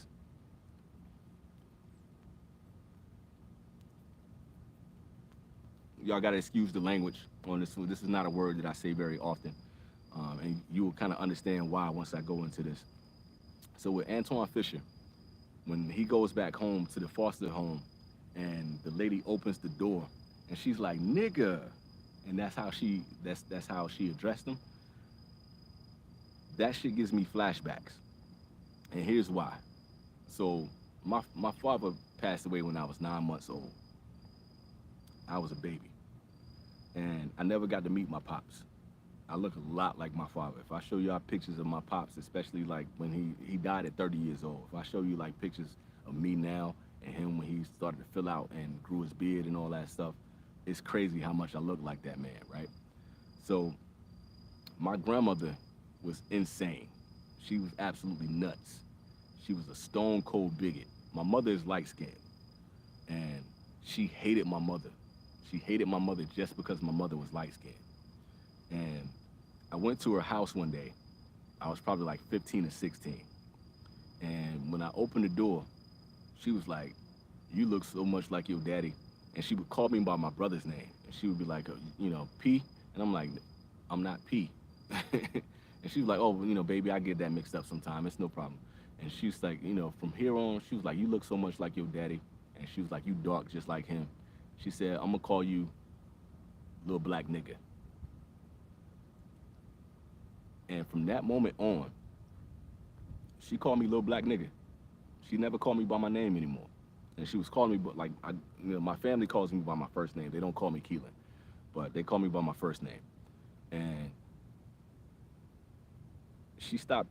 She stopped calling me by my brother's name. She stopped calling me by my actual name, and she started calling me little nigga or little black nigga. And she was having a conversation with me one day, and she was like, "Nigga," uh, she was like, "Let me show you some pictures of your first cousins." So my uncle, who I can't stand, my father's brother. He looks like us too, dark skin, very African Cameroonian features, and his wife is Taiwanese. So of course my first cousins are mixed, you know. So my older cousin, the male, looks exactly like his mom. He has the light skin, he has the Asian eyes, he has very, you know, soft curly hair. And his sister looks a lot like me and my father. She got our nose, she got our eyes, all like these features are like when you see my daughters, they look just like me, right? So she was showing me a picture. She was like, nigga, one day Moley, that was my uncle. She was like, Moley came to my house and he brought that chink bitch over to my house. And she said, I tell you, and the Lord is my witness, I wanted to chop that chink bitch in the back of the head, but the Lord told me not to. This is the type of woman that that my father dealt with, that my mother dealt with. And when I went to her house that day, after she told me that whole story, I saw a picture of my father and my mother standing side by side. And my mother's face was covered up with one of my cousins. And she was pregnant with my brother. And she had my brother's belly covered up with another picture. And when I walked by, I looked at the picture, and she took the picture and she put it down. So whenever I see Antoine Fisher, that lady looks exactly like my grandmother. And it's just crazy. Like I go through flashbacks of seeing that. Like, so if y'all notice, like y'all would never hear me say the N-word. Y'all never, like this is the only time y'all will ever hear that come out of my mouth. And I know a lot of people use that in hip hop, and they use it culturally, and they use it, you know, colloquially and all that kind of stuff. And it's a term of endearment. I never use that term. And that's part of the reason why. So when I see that movie and I see Derek, like, looking like me, and I see that lady looking just like my grandmother, and when she opened that door and she was like, nigga, like that shit, it gets to me, bro. And it's just some wild shit that, you know, that's just some personal story shit, you know. But yeah, so that's why I kind of take that one kind of serious. Go Phillies. Are they getting busy in baseball? I don't watch baseball like that. My brother-in-law is a white dude. He's Croatian, and he's from New York. And he is a diehard Yankees fan. And he actually he schooled me to baseball. He taught me everything about pitching. He taught me the whole thing about the game, because that was never a game that I played in my hood. Like we played Sandlot, but that was never a game, you know, that I played. And coming up in North Carolina, that was like, you know, that was a white boy game. Like we you know, you weren't cool if you played baseball and all that kind of stuff. It's just a game that I never got into. Matter of fact, the reason why is like I sucked at hitting. I was horrible. You know when you play Sandlot and you go up the bat, and if everybody come in from the outfield and they come in close, they used to do that when I used to hit. So I never got into baseball, but I did enjoy when the White Sox and the Cubs, what was it? No, it was the Cubs, and who was those teams that were like really trash for a long time, and the Cubs finally won. That was a great World Series. I enjoyed that shit thoroughly. So I don't know shit about the Phillies, bro. And I'm sorry, like I can't tell you shit about what's happening in baseball, but I need to, so you can kind of school me on whatever's going on with the Phillies. I know Philadelphia in the NBA is looking like they're in a world of hurt right now with James Harden. They should have never got James Harden. I know that much. Analog said, I can't watch Antoine Fisher again.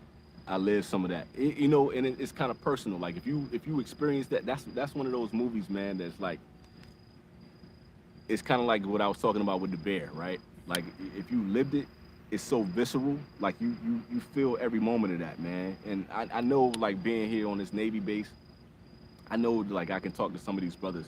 When I was looking for a house today, I was just talking to a dude today. He was so conditioned, you know, from the military. And I was like, what up, man? After we have a conversation, I was like, my name's Keelan. And he paused for a second. He was like, yo, I forgot how to use first names. He was like, my bad, my name is Justin. And it was just, he was so conditioned, man. And he kind of reminded me of that, man. I know he probably lived a whole lot of that stuff too. He probably went through the, you know, foster homes and all that kind of stuff, man. So yeah, that's definitely one of those movies. My man, if you know, you know, said he don't use that word either, man. I don't use it. It ain't no respect in that word for me, man. So I stay away from that. And that's just like, I love people too much, and I know too much about history. And then growing up in the South, where I grew up, man, I told y'all some of the stories about some of the stuff that I saw growing up in the South and some of the stuff that happened to me. That I take that seriously, man. And that's not something I play with. So that's really personal and visceral to me, man. Jerome said we might be looking at the Astros Phillies rematch for the World Series. Word, they looking like that? Okay, so if I had time, man, I'm gonna try to watch some baseball, man. But it's like 160 games, man. You know, so I'll catch the World Series if that come up, if I had time. Just to see how helpless that young boy was and Antoine Fisher, you couldn't help but have some empathy, man. Like for real, man. Like the way they tell those kind of stories and the way it's filmed, it I don't know how well it will age, but as far as like the story within itself, especially with it being based on a real person, man, like you said, you can't help but empathize with that, man. And I can only imagine like for me growing up with a single mom, right, and then growing up in the South, growing up in the '80s, dealing with a police state. Like even my high school was so bad, man. My high school was so bad that we had police centered throughout the school. So we would have race riots. I don't know if I ever told y'all this one. Um, like my heroes growing up was Bruce Lee. That was like my dad. Bruce Lee was my father. Bruce Lee basically raised me, man. Muhammad Ali and Malcolm X. That was like my world, like growing up. Those are the dudes that like since I didn't have a father, those are the cats that I used to like give me motivation and to motivate me. I trained, I boxed, I did martial arts, and I trained my body, and I read, and I trained my mind, and I tried to live up to their standards, right? And I wore a Malcolm X shirt to school one day, and the next day, this dude came in with a Confederate flag on, and he said, you wear your X and I'll wear mine. We had a race riot that day. I mean, people, had the shanks and the blades in their mouth, doing all that shit. People got cut. People were throwing chairs. The dude came through and he was riding a truck through the school with Confederate flags on it, and it got bad. It was really bad. And it's kind of funny that I feel like, I kind of sparked that shit. And I wasn't, doing anything trying to, make a political statement. I love Malcolm. Brother Malcolm was everything, and the evolution of a man. And you think about, like, you talk about what Antoine Fisher went through, and you think about the evolution of a man from going from Detroit Red to Malcolm X to, El Hajj El Malik Shabazz. Like, you think about the growth of a person and the evolution of a man and what it takes to become a man that's a man about the people.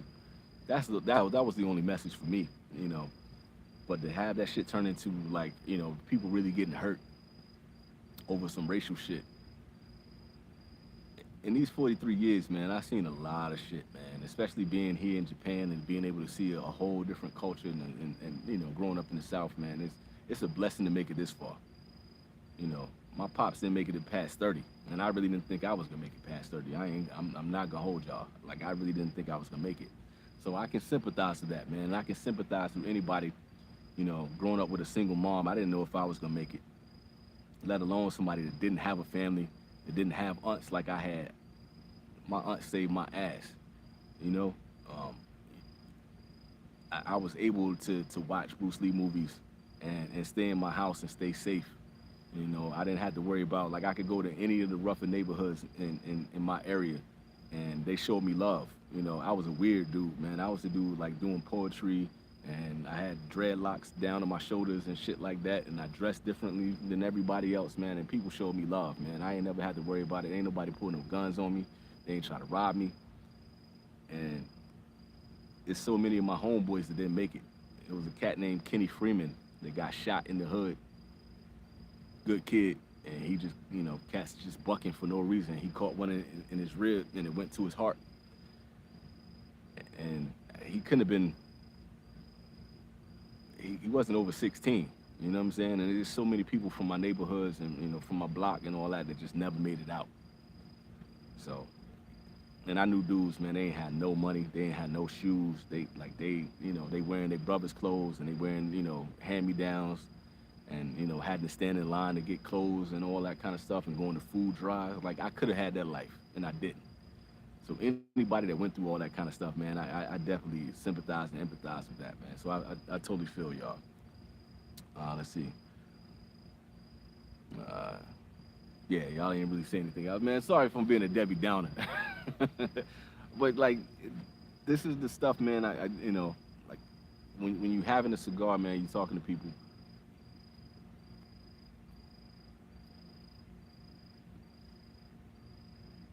You want to be able to connect, man. You want to be able to talk and vibe. And I tell y'all a lot of personal shit, man. And like it's like therapy up here.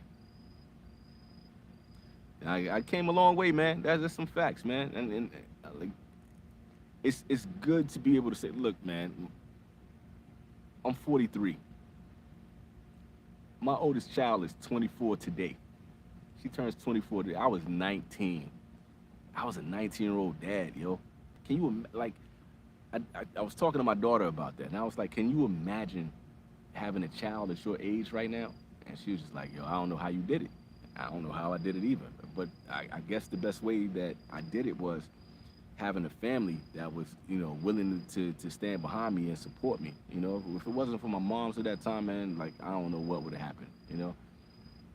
And y'all know when I did the Smoke Your Best, when I had the uh, E2 group, I was celebrating her graduating from college, and the girl graduated, and she's making, a good amount of money. She works in the library. She works for her university that she graduated from. She's living a much better life than I'm living, by a long shot. At 24, man, I was still trying to find myself. I'm raising a kid. At that time, I think, what was I doing at 24? I think I had just moved to Virginia Beach. Nah.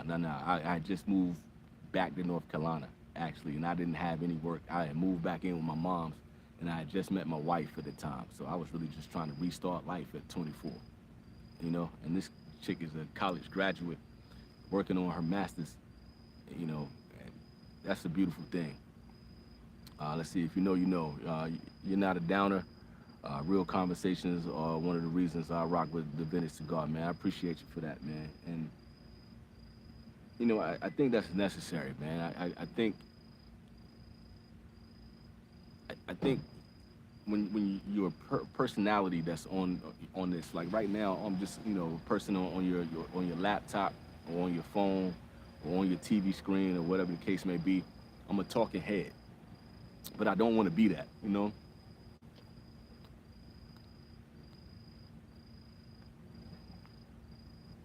I want y'all to know it's a real dude on the other end smoking cigars with y'all, and it's real life shit, man. We all go through stuff, and it's nothing better to be able to connect with people all across the world and, to learn y'all stories, to learn, like I love y'all talking about the Phillies. I love y'all talking about y'all sports teams, talk about the movies y'all like, and being able to vibe with y'all. And y'all get to see, like, I'm a real dude going through real shit here, too. And even if I wasn't doing this, man, like, the past few days, like, once everything kind of settled down, uh, I was sitting in the back of this hotel that's over here, just smoking a cigar, just sitting out looking at the city that's back here. Like, it's some really cool stuff back there, man. And I'm sitting here by the water, and I'm smoking my cigars and thinking. So it's even better to be able to just kind of have a moment just to kind of chill with y'all and talk some shit. So I appreciate that love, man. And I hope y'all allow me to keep that going. I know I'm not doing the reviews, and I feel like I let so many people down, just, kind of stopping the channel the way that I did, man. But it just like, it just didn't feel right to kind of continue to do the show and kind of feel like I was a shield for all these different companies and all this kind of stuff. I wasn't really, really making anything worthwhile. I feel like it's kind of fascinating now. I talked about this the last time with Ron Real. Ron Real was probably like the main reason why I decided that, like, yo, I'm gonna do this shit.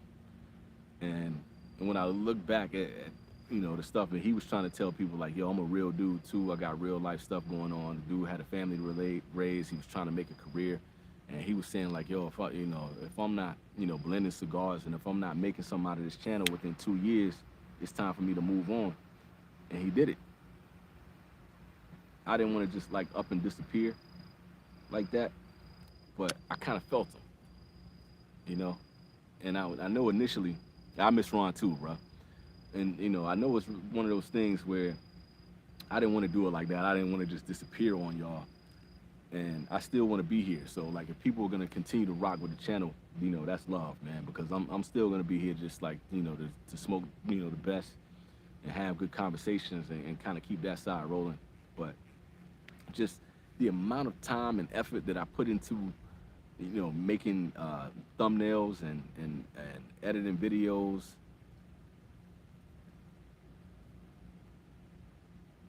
writing shows, and coming up with concepts and taking notes and doing all that kind of shit, it got to the point that it was draining. And then trying to do that and juggle everything that I was trying to juggle, and trying to be a family man, like it just wasn't right anymore. You feel me? Like, I love cigars and I love the cigar culture, and I've been talking for years about like having integrity with this, and just like when I was talking to Justin, it's like you try your best to be 100, and it just wasn't moving the way that I felt like it should have moved.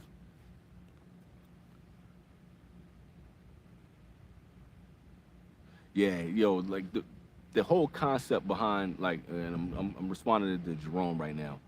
The whole concept behind March Madness, and to put together that idea, I still think it, like, sometimes, like, all the different types of shows I created, from the Buyer's Guide to the Top 10 to Special Delivery to I Want to Smoke. Nothing I did compared to that Cigar Madness, that March Madness joint, like, that he did. That shit was just a brilliant fucking idea. And you had so many people, like, taking this concept and trying to run with it. I remember, like, before I even had the vintage cigar, like, I would be, I remember I got in Tim from Cigars Daily Socks. I was like, yo, you really biting from Ron right now. You really need to show that man some love, and let him know that you just took his whole IP, because it wasn't even my shit, but I took that personally. You know what I'm saying? I'm on some, Jordan shit. Like, yo, I took that personally. But it takes a lot to be able to come up with something like that, man. And I remember, like, being so let down when he couldn't continue the show, and he never finished that last season of that. I watched that shit religiously. You know what I'm saying? Like, I was waiting for those episodes to come out. Like, I was watching that shit like it was an episode of The Wire. You know what I'm saying? Like, I was waiting for that shit to come on. And I had the bell clicked on that joint, and I was waiting for it to go live and all that kind of stuff, man. I really rocked with that dude heavy, and just in the whole concept of being, like, he was a real dude. He talked about real shit, and to have a brilliant idea, and to put that kind of production value into your show. And then I took that in that sense, that, like, I wanted my show to have that kind of production value. And, I've said this a million times, not to sound like a broken record or anything like that, but to go in the concept, like, I would sit for hours and jot down notes and try to figure out, like, okay, this next show, how am I going to do this? What kind of Easter eggs am I going to put in the show? What kind of music am I going to put in here? How am I going to edit this show? And none of my shows look like any of like what anybody else is doing, and that was really important to me. But I just felt like when you putting in that much effort, there got to be something to it. And there was a company recently that came to me, and they was like, hey, we want to use your show, and we'll pay you for it, and all this kind of stuff for, to use that. And it just didn't feel right. It just didn't feel like the right opportunity. And then I got to the point where, I was ending the channel anyway, so I just kind of let that pass by. But I would love to be able to produce, these shows, and, if I could do this into a point where, like, I'm making a living from it, and I'm supporting my kids with it, that'd be cool.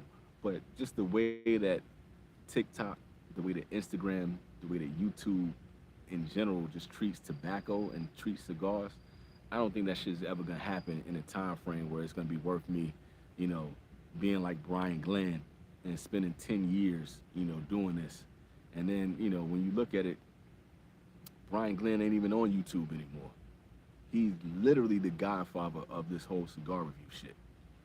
I wasn't the biggest fan of his show, but you gotta respect that man for the amount of effort and time. Like, he was on here when, these videos weren't in 4K. His shit used to be grainy as fuck and dark as fuck, because we didn't have the technology to really do these shows like that.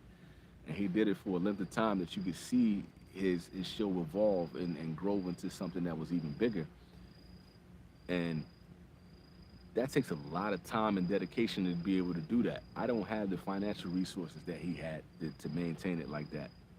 And I'm not on Rumble. I don't think that's an avenue for the vintage cigar. I don't think that's a place where I'm ever gonna put my channel or put any of my shit on. But I wonder how he's doing over there. Like, is he surviving? I haven't gone over there to watch his shit. But you think about it, man. Like, that's a lot of effort and a lot of time. What are you getting back? What are you getting back from that? Like, and really the only thing I get out of this is y'all. Like, so if that's gonna be the case, why not do these lives where I can sit up here and talk cigars and really have a good conversation? That's what you do anyway. If you go into a lounge, you just sitting back and you kicking back, and you cracking open your drink and you lighting up your cigar and you chopping it up with good people and you making good conversations. That shit feel better to me. It don't feel like a chore. Look, how long have we been going right now? We're going 1 hour and 41 minutes. One, I didn't know if my phone was gonna last as long. I didn't know if my headphones was gonna last that long either. I didn't know the cigar was gonna last that long. And you think about that shit in a way, it's kind of like a microcosm of this whole cigar industry. You don't know how long this shit is gonna last. I don't know what YouTube is gonna do. When to kind of take y'all behind the curtain a little bit, me and the New Wave cats, we talk about this all the time. Like, we do these videos, and then you start getting some views, and you might get like a couple hundred views on that, and then they send out an age restriction, and basically that takes away any kind of traffic, any kind of, like, it takes you out of the algorithm, and it takes you completely out of the process for this. So people don't get to watch your episodes. They don't really get to watch your channels, and it completely kills everything, bro. And it just kind of takes everything. It's like, what am I doing all this work for?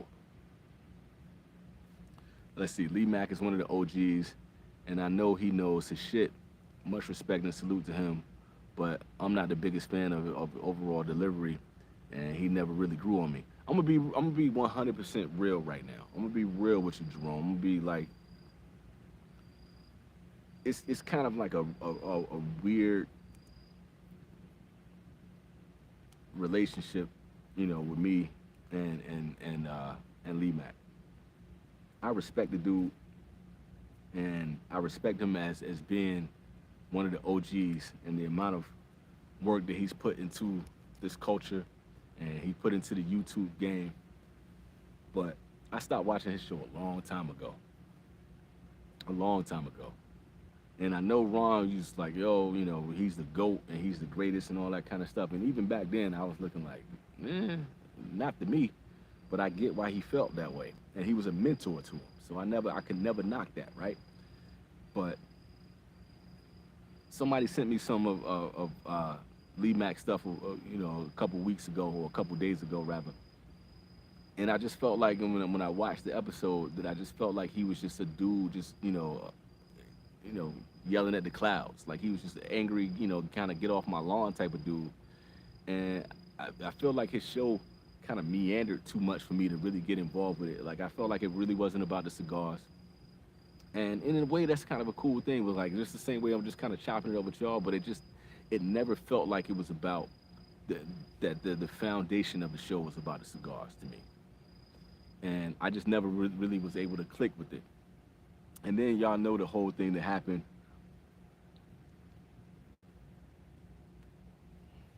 behind the smoke your worst cigar shit.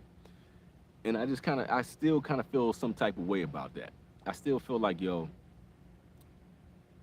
in a way it kind of felt two-faced to me. In a way it kind of felt like, yo, like if you really rock with my channel, and if you really rock with me, we could have easily had a conversation, and we could have easily, we could have easily done a collab. We could have talked together, or we could have just talked behind the scenes. And it just kind of felt weird that she's like, yo, you taking shots at me, and then in the same vein you giving me compliments, and it's just like that just don't sit well with me. So I know, like, and I'll never take anything away from him as a content creator. He did his thing on his channel, and but it's also weird at the same time that dude was like, we found out that basically YouTube does not want us promoting cigars in the sense that, like, connecting it with links, and you're connecting it with a way that you're like selling your own products and all that kind of stuff. YouTube is not with that shit at all. I'm not gonna say any names, but somebody went to him behind the scenes personally and was like, yo, if you keep doing this, you're gonna lose your channel. And you gotta find another avenue to link all these products that you're trying to link right now, because YouTube is gonna take you out. And instead of him, kind of like taking that advice and being like, word, he lost his channel. So now he gotta rebuild all over again. I know the dude had like 20,000 subscribers or something like that. He had a shit ton of subscribers. And it's really hard to get that many subscribers on YouTube for cigars. It's really hard. Not everybody's gonna be Brian Glenn. Not everybody's gonna be Ron Real. And not everybody is going to be Cigar Hound Dog. That shit doesn't work like that. Y'all see how much effort I put into this channel, and I'm still at 3,000 subscribers. That shit is hard, B. It is hard. And for you to work that hard and to sabotage your own channel like that, I don't understand it. And I don't understand why you would do that. But, hey, man, he a grown-ass man. You do what you gotta do. So I hope this don't come back and, create heat, especially with me just not really being around. But that's some wild shit. Yeah, he straight up accused me of biting off of him, man. But what's really weird about that, Jerome, is that in that time, when he was doing that segment, he didn't say my name personally. But I went out and I went to see who else is doing, the worst cigars, and it was just me and him. And like I explained in that video at that time, like, I wasn't even watching his videos. I wasn't watching to see if he was doing that. The only reason why I did that is because if I'm gonna do at the end of the year my top 10 best cigars, it's only logical that you would do your top 10 worst. And it's a top 10 list. I'm not the only person that does a list of cigars. I'm not the first person to do that shit. Imagine if it was somebody else doing a top 10 list and I'm like, yo, why you doing that shit? Like, yo, you stole my IP. But then, somebody sent me the video a few minutes later. He was like, yo, I want to give a shout out to that brother, at the Vintage Cigar, da-da-da-da-da. That's a backhand compliment. That's really a you were just sending shots at me. So why you gonna give me a compliment on the other end? And you don't even have enough to, to say my name, basically saying that I'm stealing your IP. Like, that's just crazy to me, man. Like, I was really bothered by that. And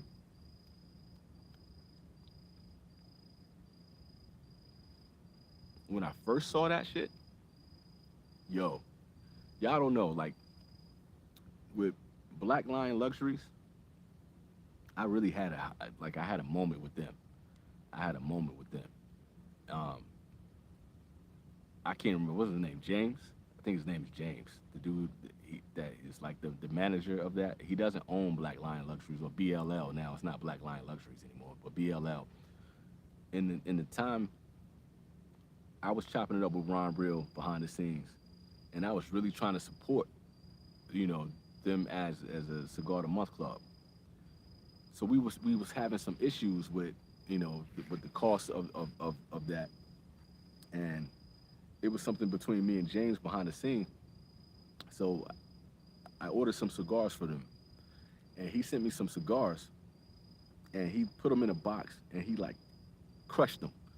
So when I got the cigars, they were all broken up, and they were bent out of shape, and these weren't cheap cigars. It was like, it was some crown heads, and it was an Atabey, and it was a couple other, high-end, cigars in there, and they was all fucked up.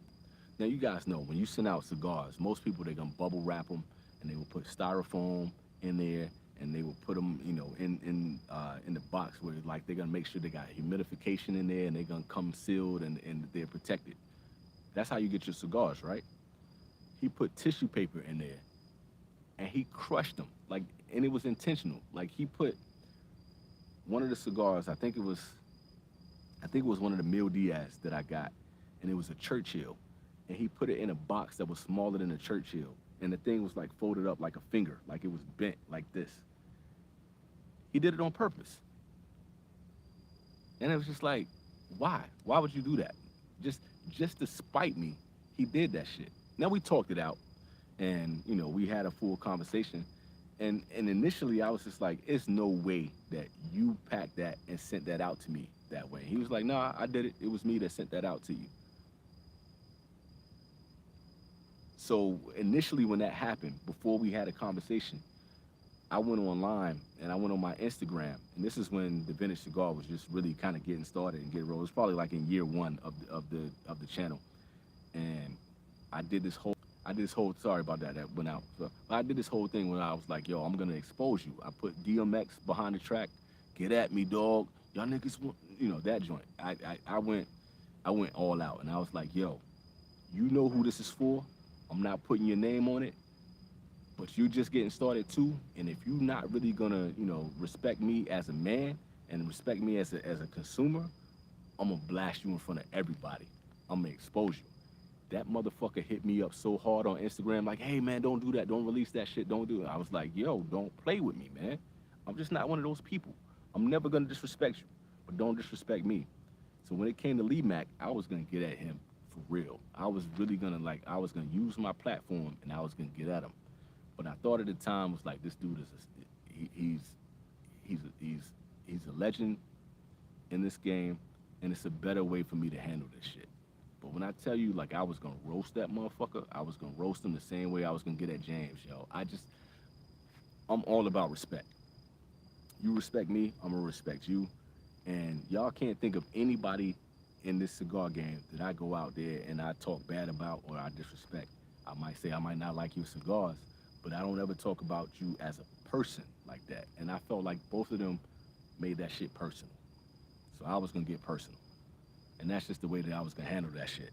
So like I really felt some type of way about that shit, yo. So I don't know, man. I don't think I've ever went that in depth about how like how offended I was in that whole situation between the both of them.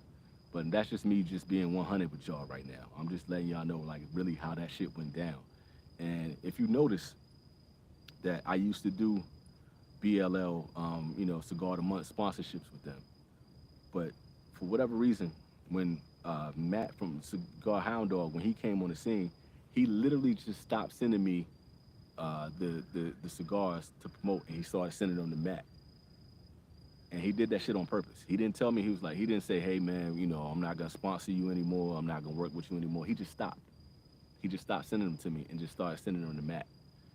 And I don't think he knew that me and Matt was cool behind the scenes. But once again, that kind of show you like the type of integrity from that man. And it's just like, y'all notice, like I really, like I've dropped hints that I don't rock with them cats no more, but that's why. That's why I don't rock with them no more. And when it comes to like Lee Mack, it's just like, I don't got no real, bones with him, but it's just kind of a strange situation, and I'm not gonna kick dirt on him.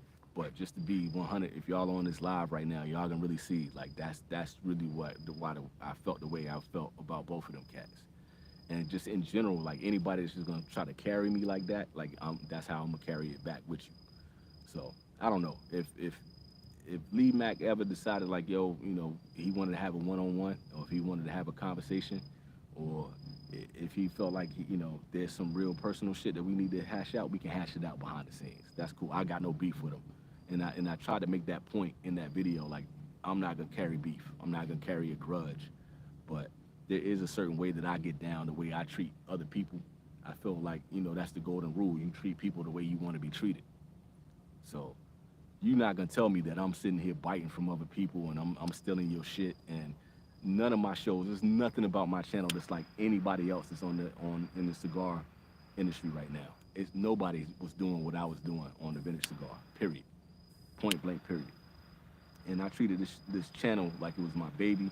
Every idea came from me. So yeah, I took that some way, man. He said he handled that wrong in my opinion. The OG is supposed to reach out. I thought so, but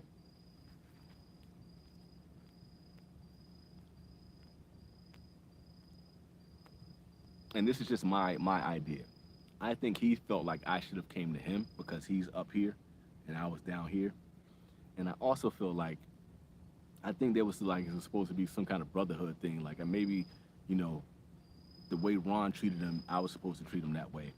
And I kind of feel like for brothers being in this industry, it's not a lot of us, especially doing reviews. I think he was kind of he kind of wanted me to kiss the ring a little bit, but I don't approach anybody like that. Everybody like I see eye to eye, man to man, woman to woman. Like like we supposed to be here, and I wasn't really a fan of his show, so I wasn't really gonna be going all out of my way to address him like that. But I always said, even in like when I did that video, if you got if you feel like I'm doing something wrong, come to me. Come to me as a man. Let's talk on it like on some man to man, grown man shit. We can handle it that way, and we can talk it out. Like I really didn't even I hadn't until people started sending me those videos. I didn't watch his video, so I had no idea what he was doing. I had no idea that he even felt that way until like when it came to me like through other channels. I was like, yo, what the fuck? Like, what I do to you? That's how it felt. Let's see. Eli says, sounds like there's not a lot of OGs left.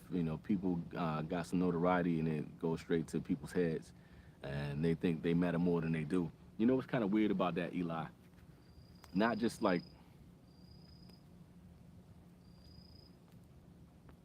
not just with the seniority and the reviewers and the OGs and this. It's not even just that.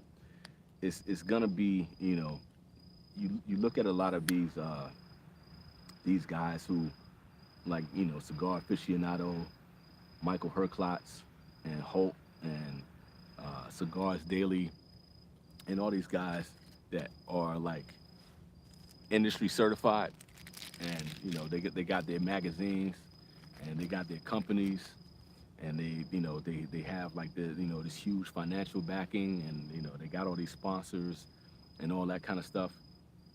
They really get on some high and mighty shit, and a lot of these dudes have been talking about like some shit like you know these reviewers are just reviewers, and they're not experts, and why are you listening to them and all that kind of stuff. They really took some shots at us, man. And even Brian from Pravada was taking shots at us, and he was doing some old like arrogant ass shit. I just don't understand how people get that arrogant personality. Like why you gotta talk down to somebody else? Why you gotta try to shut everybody else down? Just because I don't have a company, does that mean I don't understand cigars? You mean to tell me that I don't have a perspective? I don't have a palate? I don't have an opinion? And you're gonna make it seem like to my viewers or to anybody else that's out there that I'm not gonna be worthy of the cigar culture, and I'm not worthy to like I didn't spend hours taking notes, like I didn't spend hours smoking these cigars, like I didn't spend hours developing my palate, like I didn't spend like, who the fuck are you?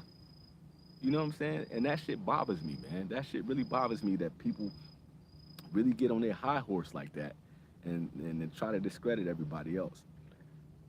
And just for me personally, I don't agree with everybody, and I don't think everybody is going to be the most seasoned person or whatever the case may be. But there's never been a time that I didn't try to shout out other people.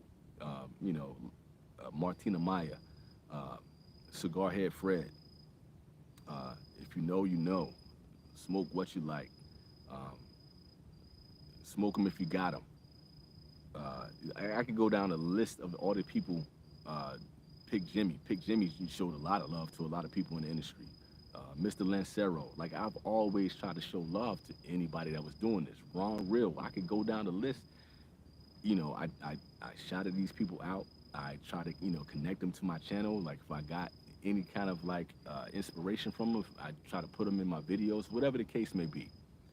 You can go back to my old videos, man. I've always shown love to other people, and especially if they was up and coming. Uh, Stickman, what's my Stickman name? Stick God Travels. Like, I want people to win. I want people to, to get into this because it's not an easy thing to do to put yourself on camera and to give your opinion and to, like, even with Joe knows, like, it takes a lot for people to be able to analyze everything that you're saying, to watch your videos all over again, and, to smoke the same cigar that you're smoking, and basing, how they're spending their money based on your opinions. It takes a lot to get up there and do that, to tell personal stories about yourself, to put yourself on camera, to, not use the best microphones. I remember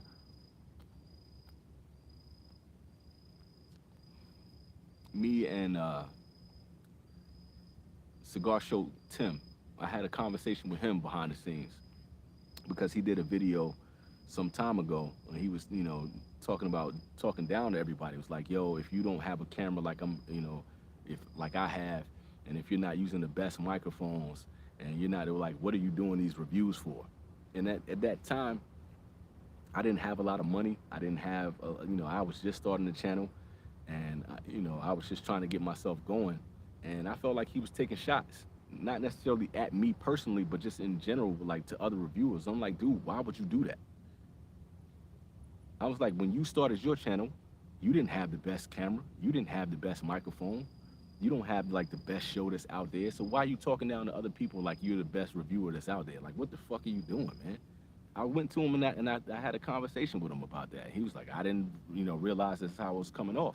But I'm like, dude, if you up here and you're doing a show and you're talking about like, what are you doing, reviews for if your camera is not up to par and you don't have the best technology and you don't have the best sound quality and all this, like, why are you doing, like, are you trying to get rid of your competition?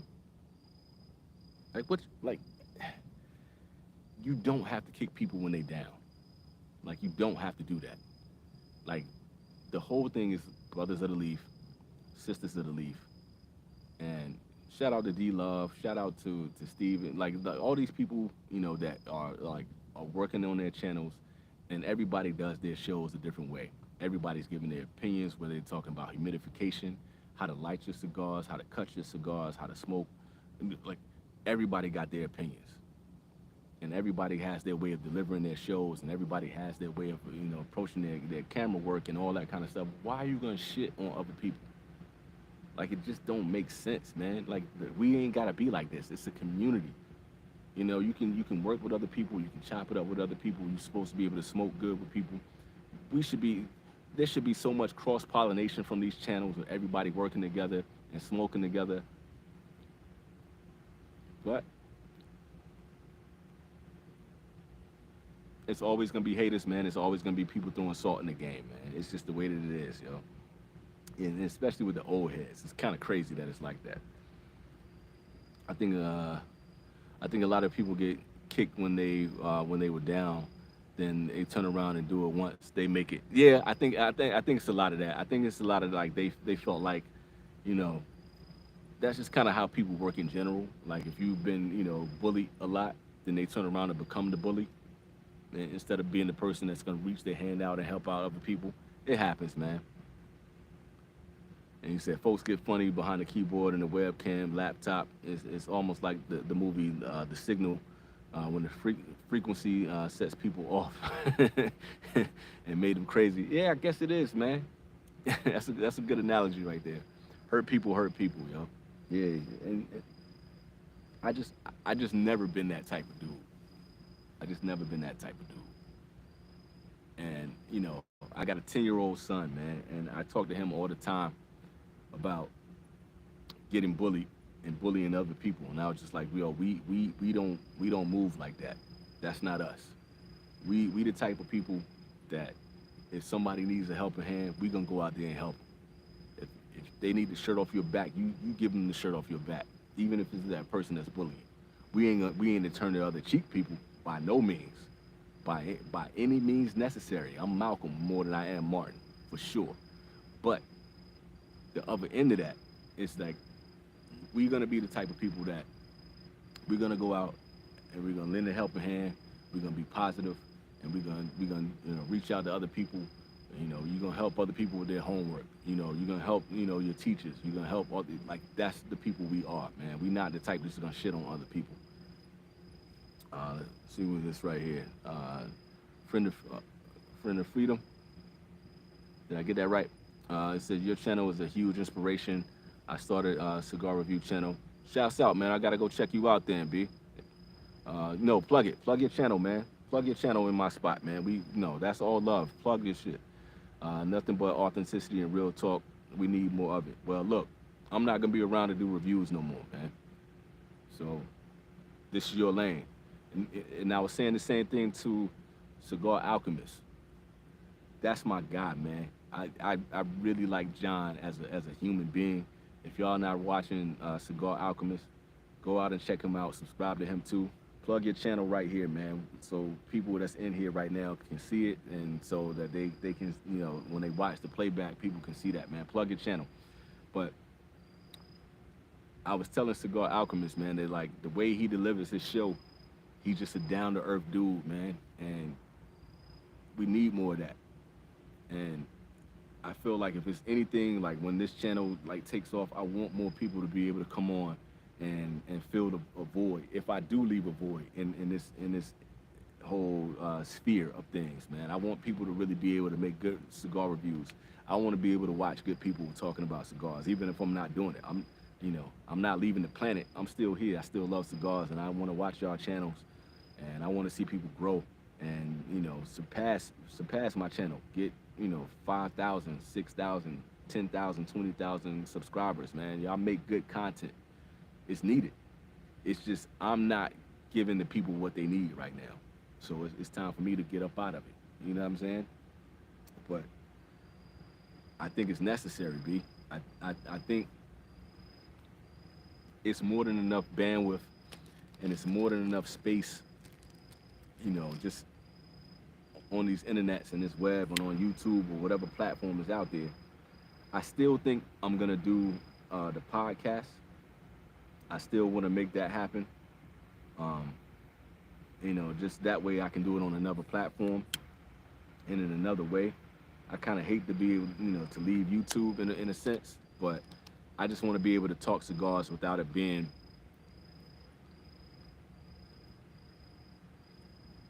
something that's not beneficial to the culture and to myself. Yeah, Eli, I'm definitely gonna be on the New Wave Lives. Those are my homeboys, man. Like I really dig them cats, man. Matt is a good dude. DJ is a good dude. Michael is a good dude. John is a good dude, and we talk like on a regular basis. It's not like we just get on, for the lives and just have a conversation. I really talk to them dudes on a regular. Like I talk to Jerome on a regular basis. Like, we talk, man. Those are my guys, and I really try to I want to develop like real genuine, friendships and connections with people.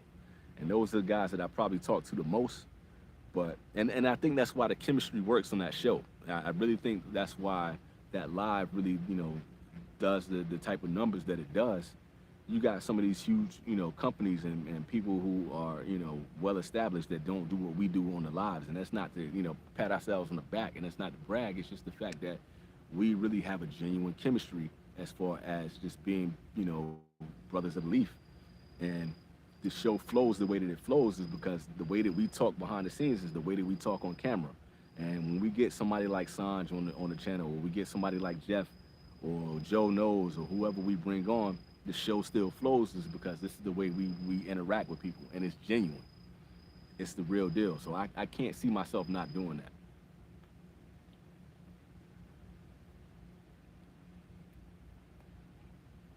This next show that we got lined up is gonna be crazy. I hope I have the time to get on that show. But we still gonna be rocking, man. That ain't going nowhere. I really rock with them dudes heavy. I said, I hear you on all the work that goes into it. Yeah, if you're working on your own channel, man, you know what it's like. People don't see all the back end stuff and putting it together to make the videos. Uh, Appreciate the wish on success, man. I wish you nothing but success as well. He said his channel is Cigar Side Chats. I like that. Cigar Side Chats. I will once the cigar's almost done anyway. So once that's done, I'm gonna go look you up, man. I can't wait to watch your show, man. Straight up. Keep putting in the hard work, man. Whatever you do, don't get burnt out. Do whatever you can to keep it fresh. And if I can impart any kind of just advice from man to man, just from doing the show, try to make your show as consistent as possible. If you can do it multiple times a week, do that shit. If you can, it's a balancing act as far as like the type of cigars that you put on your channel. Some of the joints you're gonna do, you're gonna have to do it just because that cigar is popular at the moment, just in order to get views. Some of them, do it for yourself. If it's a cigar that you want to smoke, do that review. It's always gonna be somebody that's trying to, see whatever cigar you're smoking. Especially, when you put in your own personality and your own opinions out there, they will come. But the major part of it, man, is it's difficult because you're always like feeling like you're gonna be chasing numbers, and you're always gonna feel like you're chasing the algorithm, and you're always gonna feel like you're chasing the new cigar that's out there.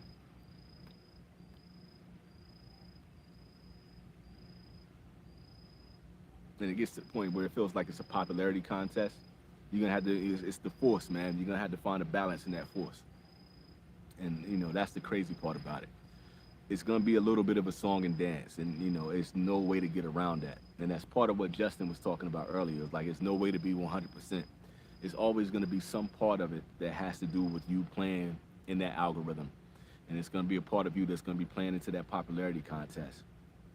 So people are gonna be clamoring for Davidoff. They're gonna be clamoring for whatever the new My Father cigar is. They're gonna be clamoring for you know, people like factory smokes for whatever reason, like whatever, like Drew Estates. People love Drew Estates, so you're constantly gonna be trying to play the game a little bit. So if you're doing enough content, you can kind of follow what Cigar Hound Dog is doing.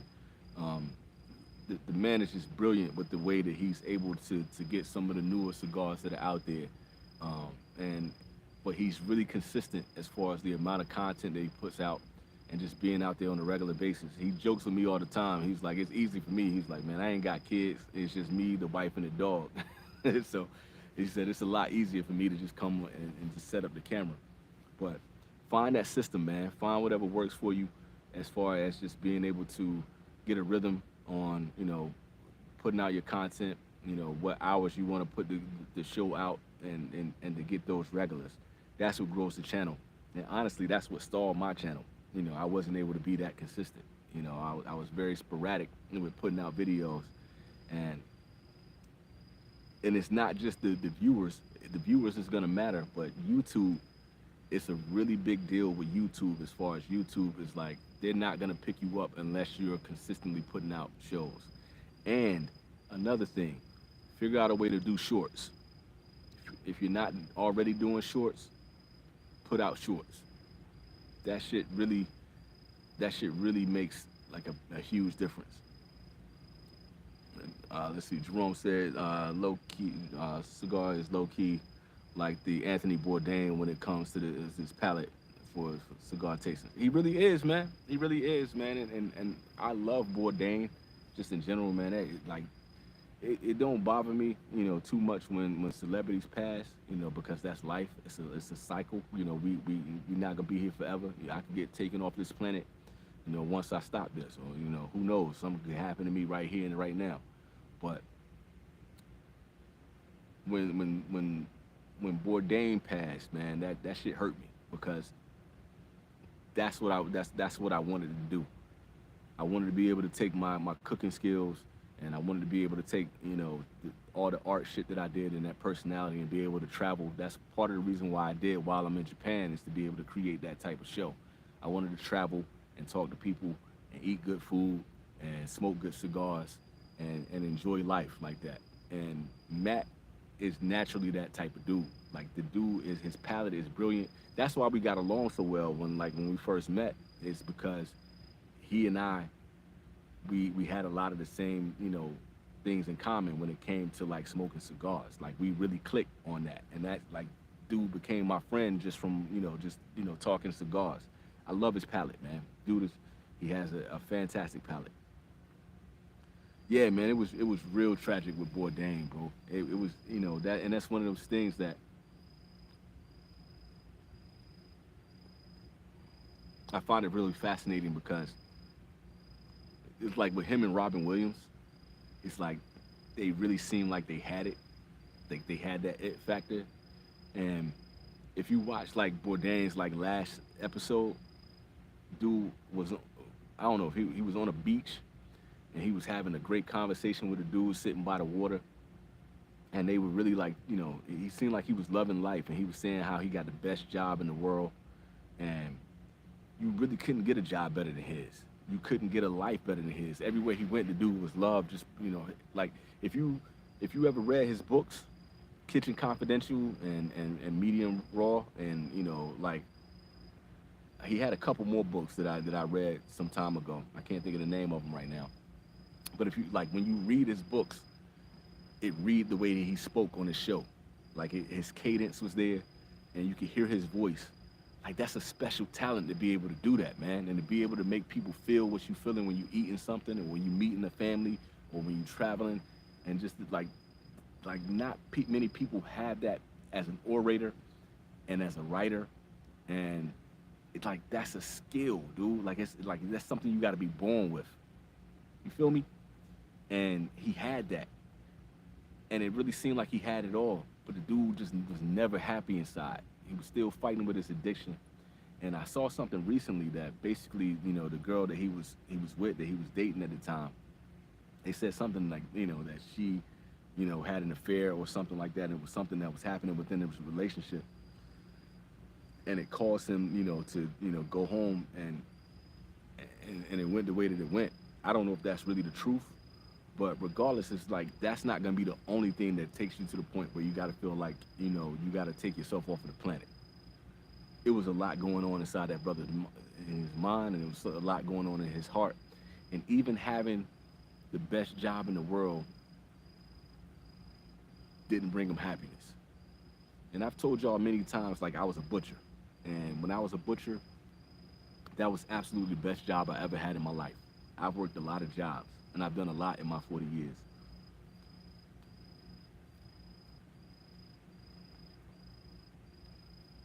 But when I was behind that butcher block, I was at peace. I could put on my music. I would put on Frank Ocean. I would put on Sade. I would put on Michael Jackson. And I would put on James Brown. I would put on Tribe Called Quest. I would put on Nirvana. I would put on my Bob Marley. And I would just cut. And I would just create. And I was in a zone. And I had to give that job up. And I never got that kind of happiness again. You know what I'm saying? Like, so to be able to get to that point, man, you cherish it. Whatever it is, like creating the vintage cigar, man, I tell y'all, it's my baby. And when you putting your heart and soul into your art, it takes a lot. Like you pouring out, like you pouring everything into it. You pouring your soul, you pouring your personality, you pouring your experiences, you pouring like every emotion that you got. And I was doing that in cutting meat, and I was doing that in talking about cigars. And when the camera cuts off, or when you close your shop for the day, or you turn off your computer, you still got a life to live out there, man. And that was a human being on the other end of that camera, man. That's what makes that whole thing so tragic when you look at it. So yeah, I think that was the straw that broke the camel's back with his girlfriend. And it might have been, brother, and what Mos Def said. He said, the reason why the straw was able to break the camel's back is because there was a million straws underneath it. You feel me? And it was a whole lot of weight that man was carrying. I'm sorry, but that's funny that you say that you were at peace when you was slicing and butchering up meat. Dude, like, okay. So this is why it's the weird thing. You got a major point there, dude, because I'm the type of person that I like, I want her to fly. Like, if it's a bug in my house, my wife always bug out. She be like, kill it, hit it. And I'm like, no, I scoop it up and I take it outside. And she was like, yo, you a weird dude. And I'm just like, I don't like to kill. I don't like to hurt nothing, right? So for me being a butcher, my uncle was a pig farmer. And he would have to go out there and he would have to shoot the hogs and you gotta eviscerate them and you gotta dress them. And I could never do it. I don't have it in me. So I was telling like my bosses like, yo, if I gotta go out here and gotta kill these animals, yo, it ain't no way I can do this job. But I was able to compartmentalize. It's like, it's the cycle of life. We gotta eat.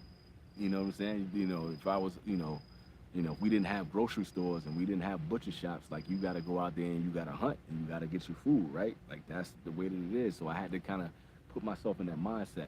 So I'm like, yo, this animal is already here. It's already dressed. It's already broken down. So I gotta take my primals and put them on the table and get to breaking it down. But I'm agnostic. I don't follow any religion. I don't know what happens after we die. I don't know what happens after that. But I got a new respect for life when I'm breaking down these animals and man, you get into the joints and you separating tendons and you got synovial fluid that keeps the joints moving.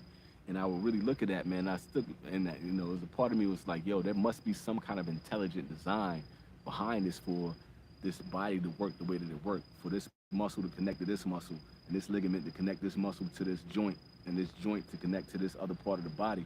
Like it's just like the way we create machines, it operates the same way. And I remember sitting at the table and I would think about that, like each time I'm breaking this down.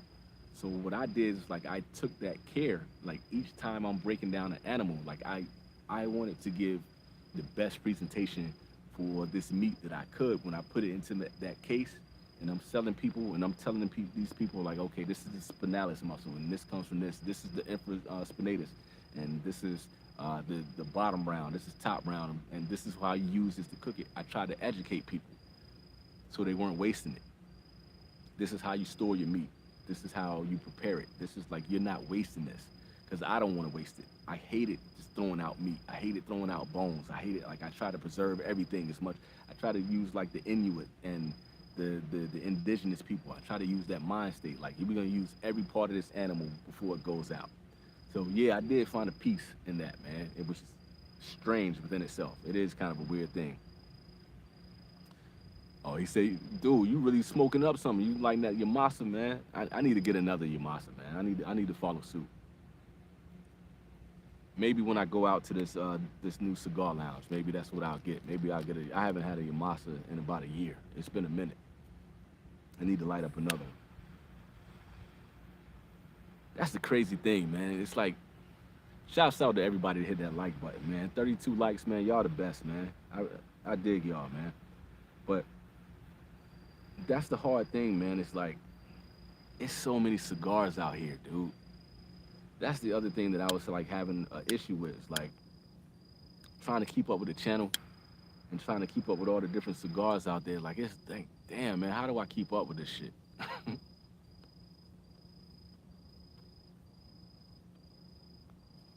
I get so many cigars that I haven't smoked recently that I want to try, that I want to get my hands on, that I want to smoke. But then again, I want to keep smoking my Papa Sockers. And I want to keep smoking, you know, my Crown Heads, man. And I want to keep smoking my Foundations. And I want to keep smoking my Mi Queridas over and over. And I want to, keep smoking my Andalusian Bulls. I want to keep going. I want to smoke my favorites over and over and over again. I want to keep doing it, but at the same time, I know it's all these different cigars that I haven't touched yet, man.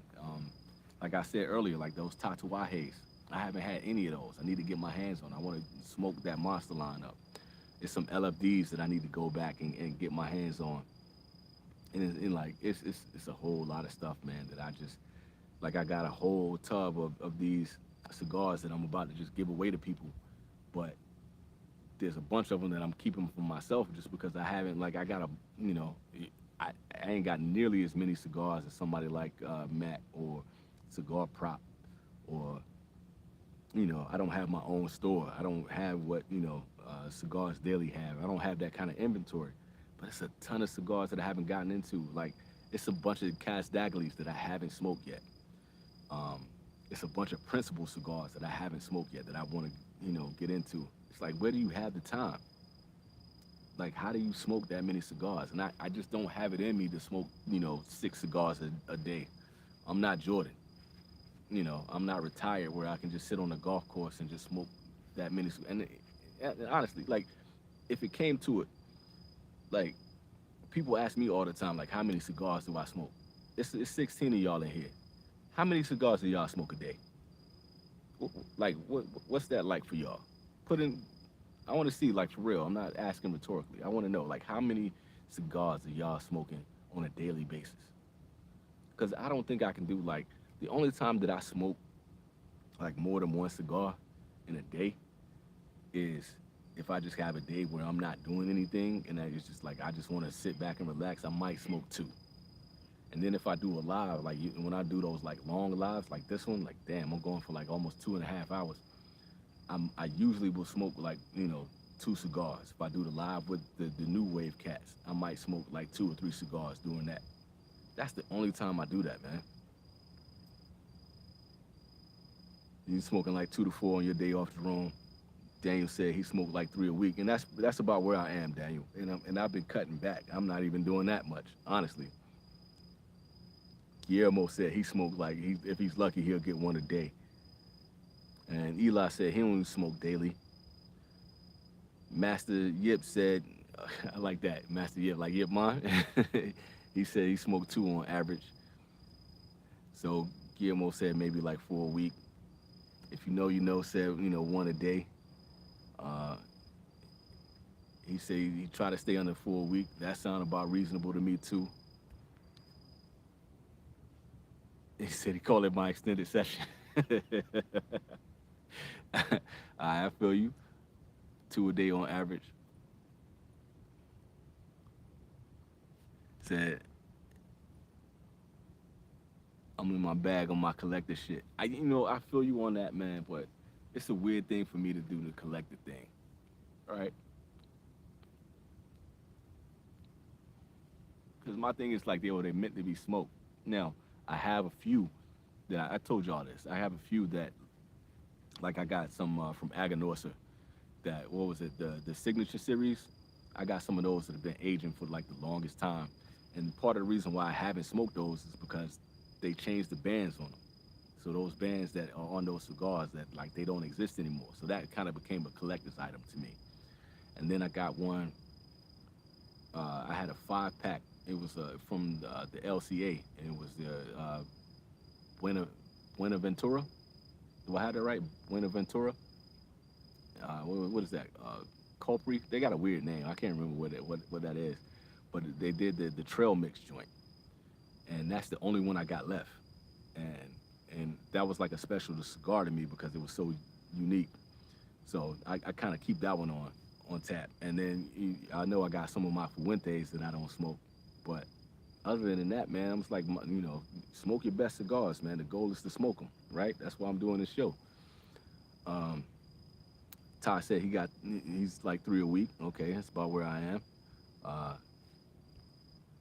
Who was that? Brian said he does about 8 to 10 a week. Yo, like how?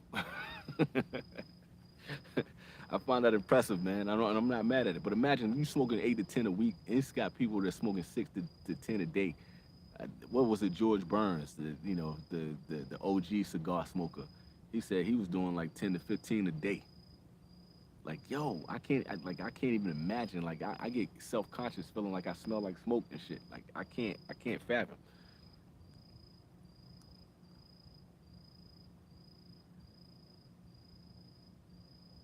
He said, I tried for like 3 or 4 a day. It might be too much. Like, yo, if you comfortable with that, Peter, it's not too much. And if that's your vibe, man, it's not too much. But for me, just with the amount of stuff that I need to do in a day, trying to, my daughter just told me today that she want to play for the WNBA. We were watching the championship today, and she's been really into basketball lately. She's 8, and she's really into basketball. So I've been trying to take her to, to when we got downtime to try to take her to hoop and teach her how to dribble, teach her how to shoot, and I'm teaching her how to use a pivot foot and all that kind of stuff. I'm schooling her on basketball. I don't have time to do that shit. Taking them back and forth to school, and just doing my own work, and doing the stuff that I'm doing behind the scenes and all that kind of stuff. I just don't see having the time, and that was a thing that kind of took away from the channel. Like, in order for me to review, like Matt get down, like he doing like, 3 or 4 shows, each time. That's a lot of effort, and it take a lot to smoke that much, man. I just don't, I don't see myself being able to do it like that. Plus, I don't want to get burnt out. And the hard thing is, like, when you really like juggling, like, what's your okay? So right now, let me ask y'all this one too, to kind of keep it in the same vein. What are y'all like go-to cigars? What is the cigars like you in the mood for the majority of the time? What's the cigar like when you going through your humidor, or when you going through wherever you got your cigar stash, or you going to your brick and mortar spot? What's the cigar that you gotta be like, yo, I'm not smoking this today because I smoke this cigar all the fucking time? What's that cigar for y'all? For me, I kind of went down that list for y'all. Like, y'all know how much I love like the Eye of the Shark. Y'all know that's my favorite cigar, but I can't smoke that on a regular basis. I can't do that. But if I see like if I see a Micarita, I gotta fight not to smoke that cigar. If I see like one of the principal cigars, or if like the SP 1014, I gotta fight not to do that shit. Jerome said when it comes to that collector shit, for me, it's not just cigars. It's lighters, cutters, ashtrays. Look, I'm not mad at you, dude. I get it, cause I kind of get in that vibe sometimes too on my collector shit. I don't like that with my Bruce Lee shit, so I feel you. I'm not mad at that. Anything Espinosa or Oliva, I I rock with, what was that? Peter? Okay, so I rock with Espinosa really heavy too. He makes some good cigars. He kind of hit and miss, but like that core line that he got with like the crema. Oh, speaking of La Carême, I can smoke that one over and over again too. But like the Habano, like that whole line that he was doing with Eric Espinosa, he was getting busy with those for a minute there. The Azul, the La Ranja, that shit is money. So I feel you on Espinosa. Oh, you roll your own. So okay, so Master Yip, if you rolling your own, like what kind of leaves are you using? Like what are you using for your wrapper? What are you using for your binder and your fillet and all that? Uh, Ty said to Jaime Garcia, this dude that I gave some cigars to before I left my other town, he gave me Jaime Garcia that got so much age on that shit. I need to smoke that cigar, but I think I packed that bitch up, so I had to smoke it a little bit later. Melanio, Chris, I feel you on that Melanio. Oh, I knew a Chris Mitchell, man. I don't know if you're the same Chris Mitchell. I doubt it, but knew a good dude named Chris Mitchell. But he said that Melanio for sure. Like that's a cigar. Like that was heavy. Like a year or two ago, that was heavy rotation for me. So I definitely feel you on that. For me, it depends on if I'm in a Cuban mood or a New World mood. I feel you on that too. If I could, I would smoke that number 4 for the Monte Cristo. I would smoke that on a regular basis if I could, dude. I love that fucking cigar. Perdomo, I feel you on that. Yeah, you Daniel, you probably been around for me, talking up Perdomo.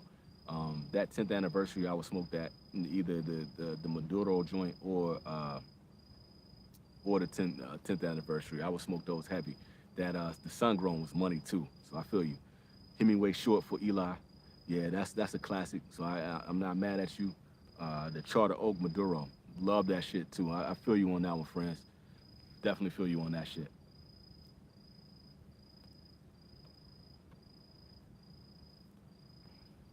It's a lot of cigars from Foundation. That Foundation line I would smoke on a regular basis.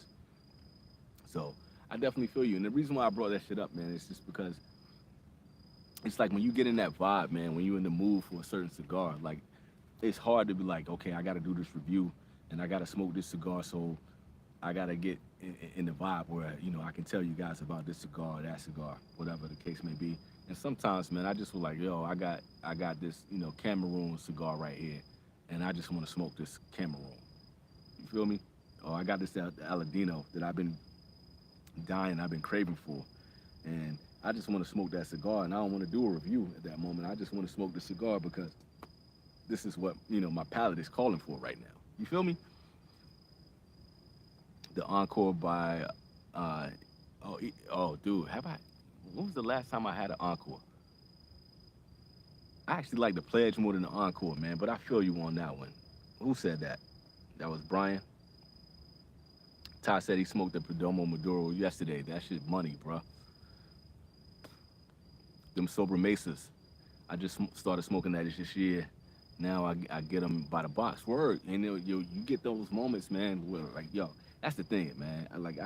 I talk to Soccer on Facebook quite a bit, man. And I know I be gassing that man up, but oftentimes I'm in the mood for most of the stuff in his line, dude. It's not anything in his line that I just don't want to smoke on a regular basis, dude. And it's really hard for me just not to be in that box on a regular basis. It's really hard. What's everyone's deathbed cigar? Yo, y'all answer that for Eli, man. I'm kind of curious to see what you guys will say about that. Shout out to Steve. Steve looked like a retired bouncer up there bringing us that fire. Yo, dude, like, he's about to, what is that joint called? The Sober Mesa Wagasi? I think that's what it's called. I know it's like a Japanese name that he's doing. It's like that cigar, and Sanj is about to drop that Cameroon joint. If he didn't just drop it already, those are the joints that I'm looking forward to right now. Like, regardless of a show or anything, like, I can't wait to get my hands on those because I know I'm gonna be smoking them heavy. I know that's gonna be heavy rotation because that's just my lane, man. Just the way they get down. And my thing is like, when you like somebody want me to do the Mount Rushmore on the joint, and it's hard not to put Soccer up there, and it's hard not to put Foundation up there, and I think Sanj just might be moving on that list, man, for real. Just the consistency of the stuff that they putting out, and that for me, that's like, if you got a portfolio, and I want to smoke everything that's in your portfolio, you killing it, you killing it.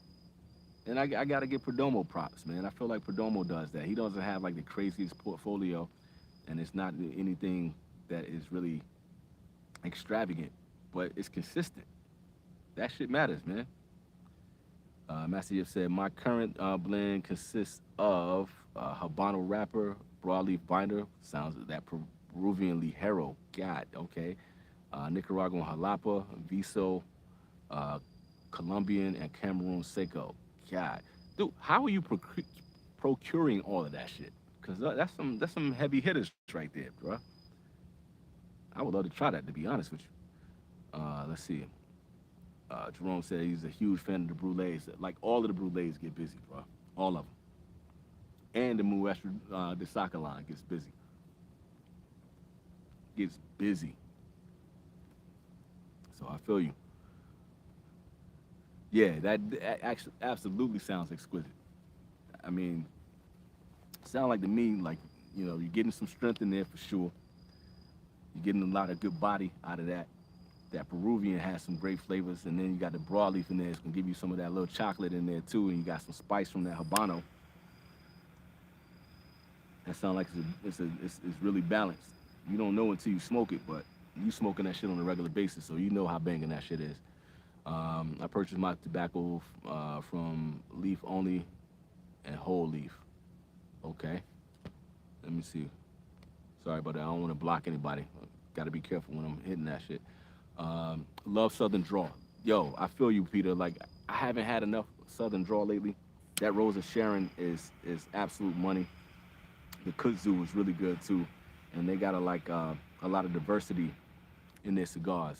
I need to get back on that because I was talking Southern Draw real heavy for a while. That Jacob's Ladder is money. Uh,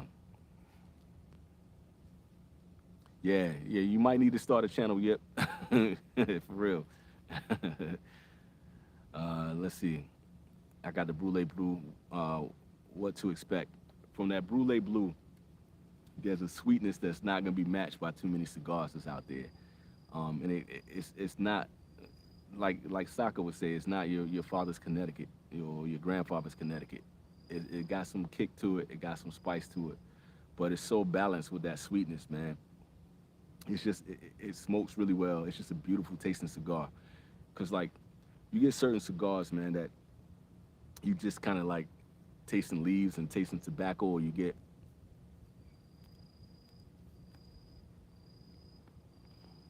those really earthy profiles.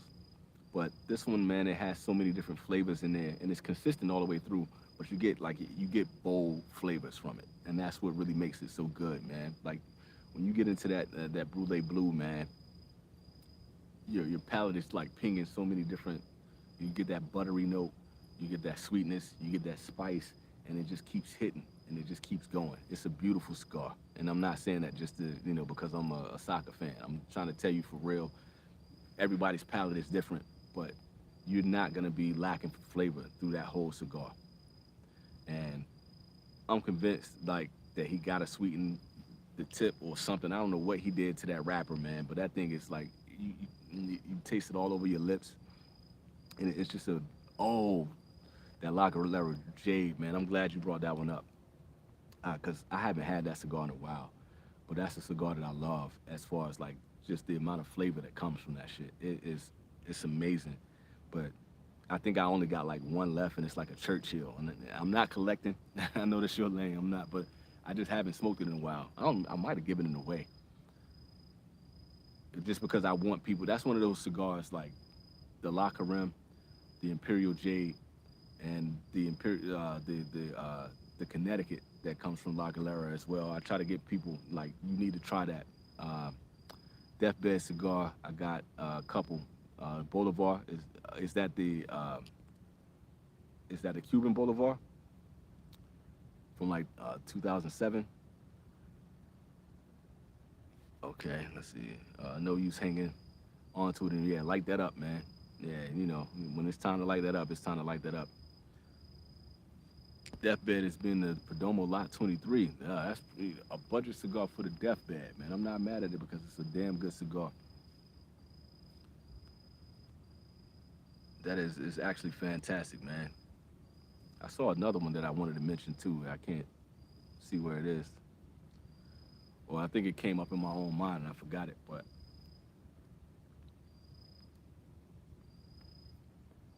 definitely good choices, fellas. But that's the shit, man. My deathbed cigar. And y'all know what my ass is. It ain't no need for me to say that.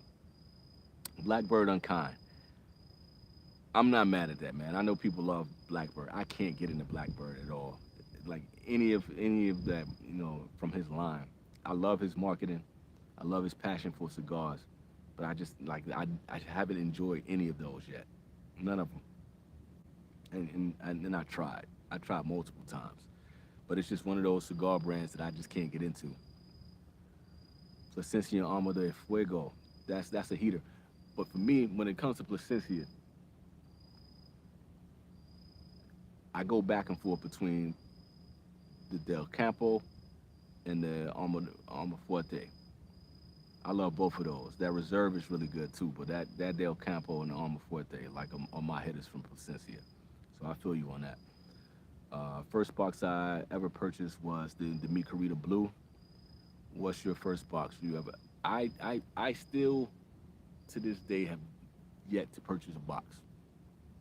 I've never purchased a box. Wait. Let me not say that, because I did. I did. I didn't really count it because it's only like a box of 10, but it was the Todos Los Dias. Todos Los Dias from Saka. And no, I didn't purchase that. What happened was I bought that.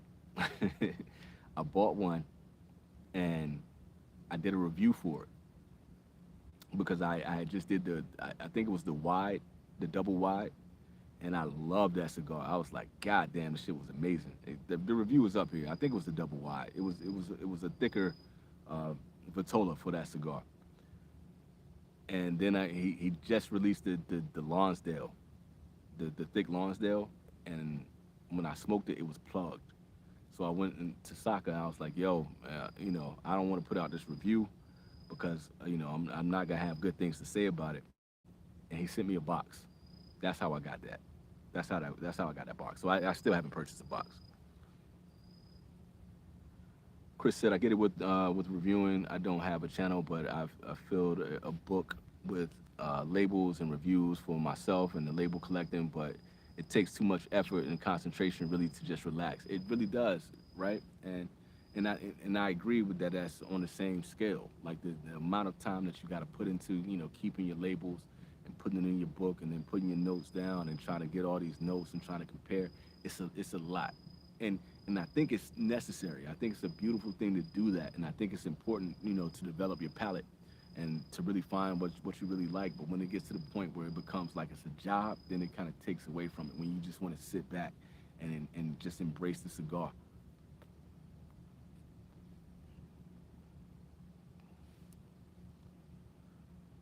If you know, said I'm too new to the game to pick a deathbed cigar.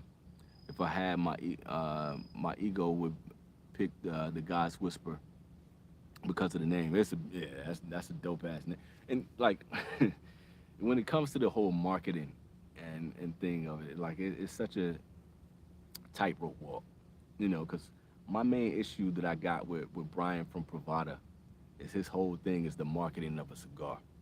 And I know he's not getting like the best cigars. He's not blending them himself. He's not rolling them himself, and he's not putting his own craftsmanship into making the cigars. But then he's gonna do like a Barbie cigar, or he will probably do something like the Oppenheimer or whatever, and he's doing whatever's hot and trendy. And you got all these people buying up these cigars, and they're buying it because of the name. But if you're doing something like the God's Whisper, because when you smoke that cigar, if that's what it felt like to you when you first made that cigar, then that means everything. Like when you take in somebody like Fuente, when they're doing like the Angel Share, that's not my favorite cigar. But John from Cigar Alchemist loves that cigar. That Angel Share, it means something to him. That name means something to him because that's what he is feeling when he's getting that cigar. That matters. And I think when you're crafting whatever you're crafting, whatever that name is, whatever that image that comes to your head, the same thing when I'm making a thumbnail for my cigar review, if I'm trying to put music to it, I'm trying to give y'all what I'm feeling when I'm smoking that cigar, right? I'm trying to give you that mood or that vibe, and that's the same thing when people are creating their cigars. Like when you get into like Nick Melillo, when he's naming his cigars and he's putting these different things representing the Selassie and all that kind of stuff. The tabernacle, like his church, like it means something when he's doing that. I think all of that matters. So I like that whole concept, man. So I definitely feel you, Peter. I wanted to try them so bad, but I can't find them anywhere. Which one, Peter? Can you not find anywhere? Jerome said, "What do you think about them asylums?" If you notice, man, like I got the medulla and I got the oblongata, um, and I like the way the cigars look, and just anyway in general, like when it comes to like CLE and Aroa and what's the other one that's under that same family? I like their cigars, man. I really do. But Asylum, for whatever reason, I can't get with Asylum. I don't know what it is. I don't know what they're doing, like what makes them different from the other brands that they have. I just can't. I can't get with them. It's just not my thing. I would love to hear what everybody else got to say about it. Y'all want to get a laugh every now and then, and check out Enoch Cigars, uh, Emperor Cigar reviews. I've checked him out. Yeah. It's so funny, man. It's like he's one of the cats that I've watched and I haven't gone back to enough. So yeah, I'll definitely go back and check out some more of his. Oh, the Dunbar to those Las Diaz. Okay, I would like shoot me a message, Peter, on Instagram, the Vintage Cigar. I got a box of them joints, and I smoke them all the time, but I still got some left. And I'm sending out a bunch of those. So I'll try to get that to you. My other Peter's in here, man. Cigar Collective. What up, homie? How you doing, brother? So yeah, I'll try to get you one of those to those Las Diaz, man. So shoot me that message because I think you would dig that cigar, man. It's a real sweet, naturally sweet, not like a fake sweet. Creamy, cigar. It's not as sweet and chocolatey as the La Carême, but it's a delicious cigar, dude. It's not quite chocolate brownie, but it does kind of give you like a milk chocolatey kind of vibe. It's delicious, dude.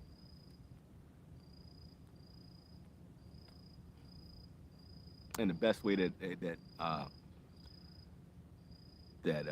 Saka described it is like when you're smoking that cigar, like you don't realize how strong it is because it's so smooth. It's a really smooth smoke, and it's a really creamy, buttery smoke, chocolatey smoke.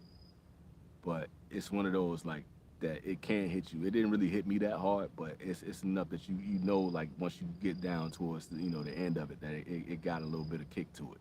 So you know smoke with some care on that. Yeah, it's definitely worth it, man. So shoot me that message, man. I'm sending out a whole bunch of cigars, man. Once I get a chance to, so I'll try to send one of those or a couple of those out to you, so you can. It's definitely worth it. Every now and then, like, cause you got some of the stronger Maduros and whatnot. Yeah, make sure you eat before that stick. Word up, Peter. Word up. Cause it's surprising, man. Like, it's really it's kind of cool because like when you just chilling and you smoking and you just burning through that cigar, man. It's just like, God damn, this thing is delicious. But then you stand up and you be like, oh shit. It's definitely one of those. Speaking of funny, when Hound Dog did that Pepper Bomb Retro short, and with the Eye of the Tiger, yeah, it was good shit, man. I told Matt that today, man, that he been killing it with the shorts. His shorts have been money, man, but that's like his best one, because we always laughing at him, man. Like we was calling him a pussycat instead of a hound dog, man, because he can't stand like spice and pepper, yo.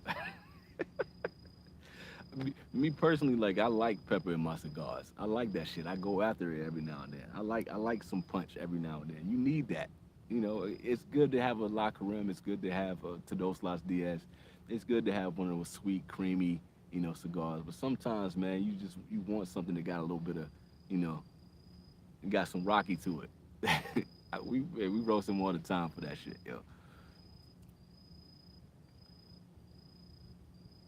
Can't remember which cigar he was smoking.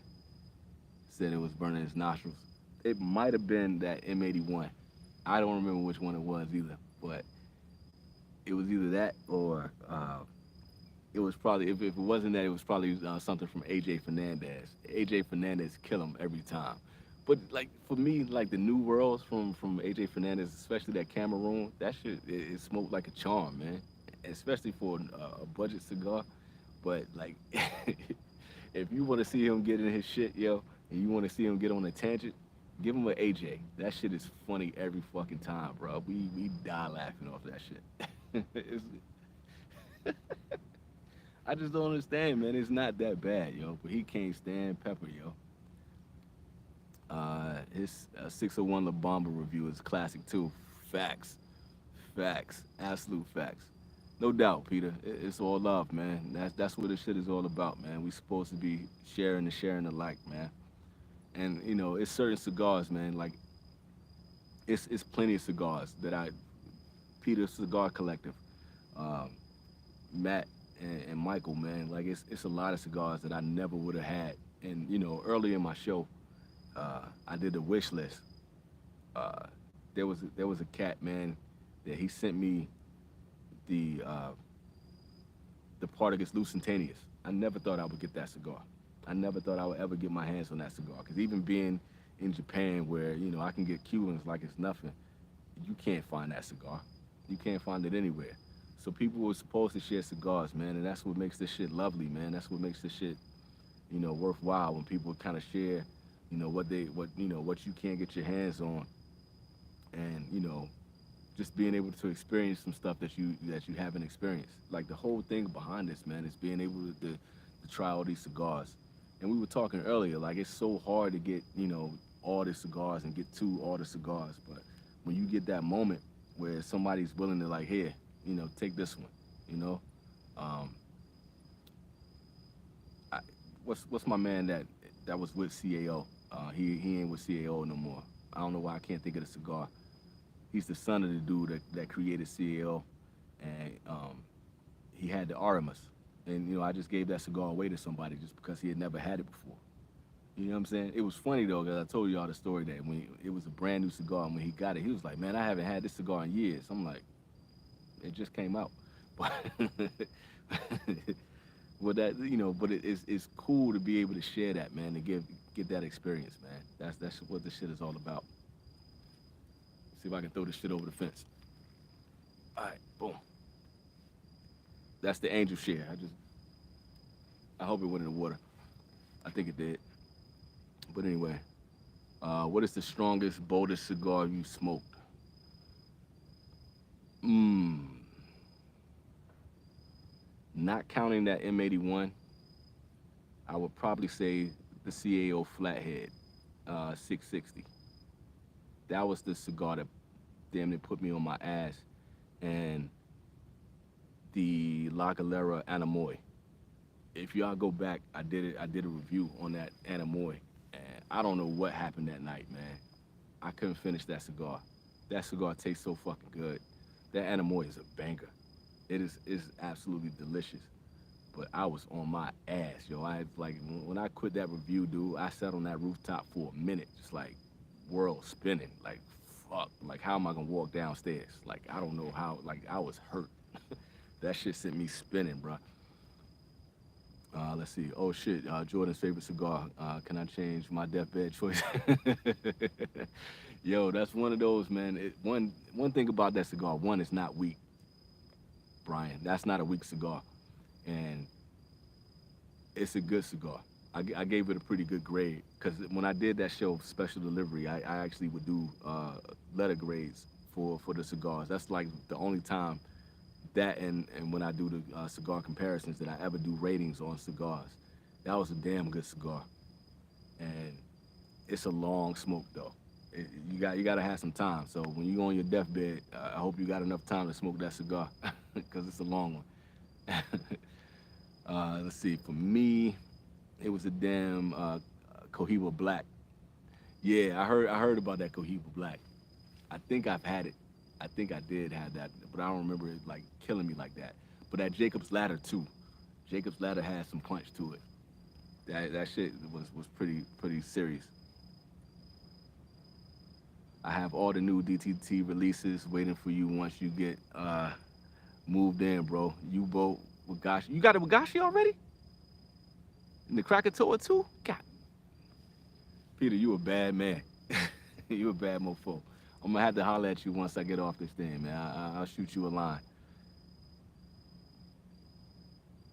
How the hell did you get that Wagashi already, bruh? Your plug is serious, man.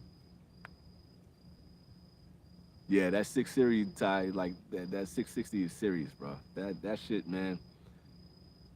Like, I got that cigar ironically because I wanted a cigar that had like a pepper kick to it.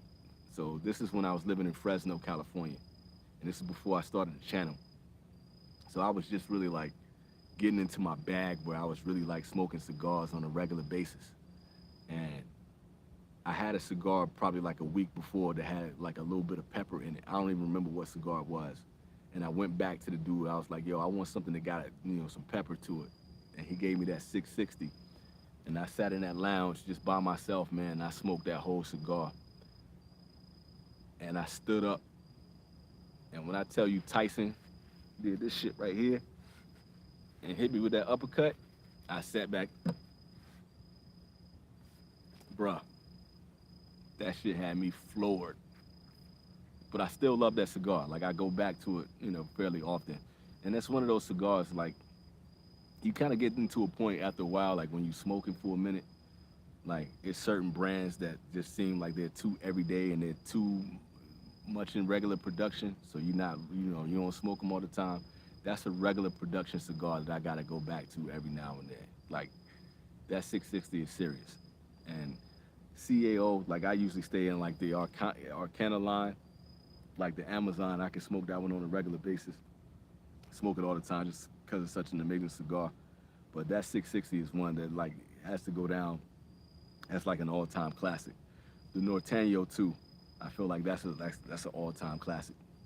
I know that's not CAO. I'm just saying in general. He said he ain't telling, and I don't blame him. Word up, though. You know, I love people like Matt too, man. Like, you know, cats that got a real plug that like you got somebody that you can go to. And me and Peter talked about it, man. Like, I want to give Peter that shout out though, because he sent me like a bag of some dope Dumbarton shit that like that's the shit that I don't even talk about. Like I just been going through that bag and just been smoking and enjoying that shit, bro. And don't think I forgot, Peter, because you sent that unicorn.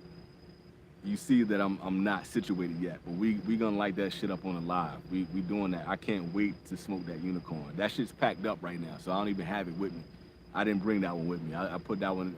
I put that one in the box to get packed away. I hope and pray, cause like dude was so like when I was before you came on, I was talking to like one of the movers when they were moving my cigars and they were moving like my humidor and all that kind of stuff. He came down with a box of my cigars. He was like, "Yo, what you want me to do with this?" And he was so hyped to see all those cigars, man. I hope he ain't go through my box. I don't think he would do that. Like these Japanese dudes was like real honest, but he was so hyped to see all those cigars, man. I know it's no rush, man.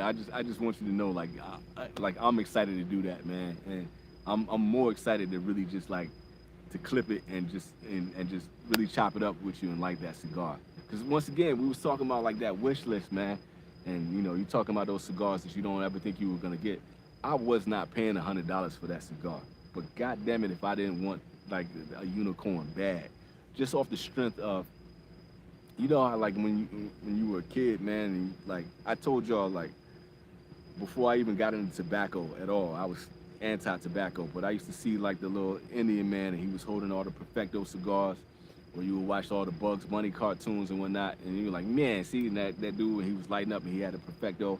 I always wanted to smoke a perfect cigar like that. So with Saka being of the same mind, and making that unicorn to fit that profile perfectly, I was like, yo, I want that cigar. Like that's just for me and just the personality that I have. Like I just want to light that cigar up, man. But I won't pay $100 for it. It just won't no way. So thank you, bro.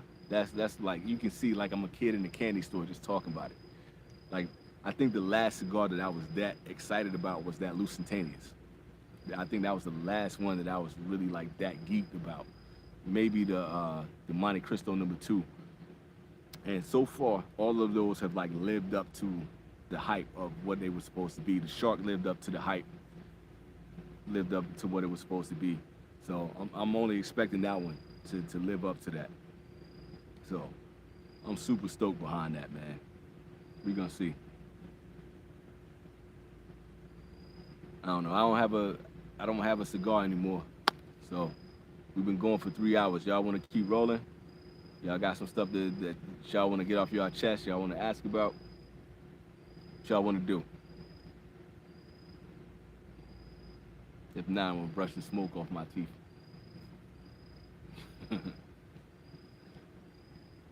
I'm out here in some Crocs and shit.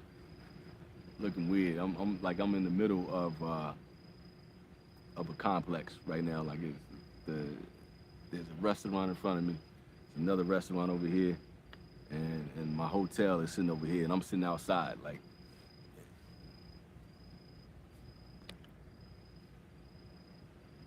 Said, I'm sorry, it's the orange inmate color hoodie with the beanie. I do look like this is an episode of Oz, right? Hey, I gotta be like Adabisi, right? Put that shit on like Adabisi. Hey, what are you doing out here, man? You out here smoking cigars, man? Is that what you doing, man? Man, yeah, I might have to go watch Oz now. Like, I actually used to walk around like with my hat like this for real too, like Adabisi. Stay until the mic go out, man. I don't know how much battery. I made sure like I charged everything up. I charged the phone up to damn near 100%. I charged the battery up to 100% so I can sit out here and chop it up with y'all. So all right, let's roll, man. It ain't shit to it. I got time right now. The wife and kids asleep. I know I gotta get my ass up early in the morning though, but it'll be good. Let's see. I'm still on my the first third of this Yamasa. Damn, boy, you babysitting that Yamasa, yo. It's like Westbrook. You rocking the baby. I know it's treating you good though. If you know, you know. I know you're gonna say keep rolling. Ain't nothing new with that.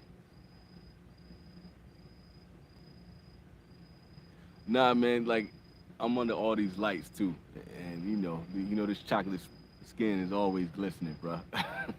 Plus, I'm a cocoa butter baby, man. So I got cocoa butter and shea butter, so you always gonna glisten. I ain't even sweating. It's just I'm just shiny as fuck.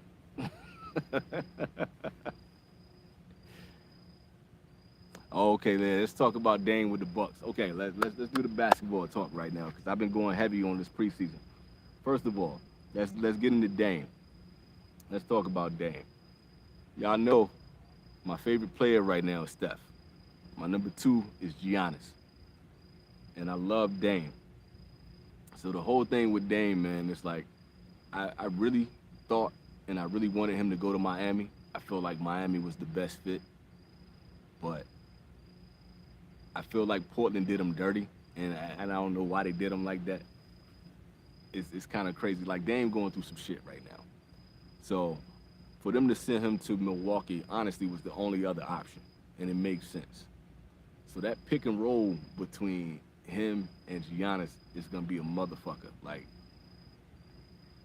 if Dame get his shot right, I don't know how they gonna stop them two. It's gonna be crazy. Like this season is gonna be crazy. Y'all don't understand. Like if y'all ain't basketball fans, y'all need to start watching the NBA this season, cause this basketball season is gonna be bananas, yo. It's gonna be absolutely crazy, right? Because Dame gonna get into a rhythm, and they gonna get that team together. And I don't know how they gonna stop them boys, because like if you trying to stop Dame on the perimeter, then how you gonna stop Giannis? Who gonna shut him down? So if you stop Giannis and you clog up the paint, then how you gonna stop Dame? Because he can pull up from anywhere, or he can slash. Like what? Like, and then you got Middleton in the mid range, and then you got Brook out there shooting. Like, how you gonna stop that team, man? I don't know what they're gonna do with that. Oh yeah, you gotta get the shoulder lane joint from Ti. You gotta show love to that.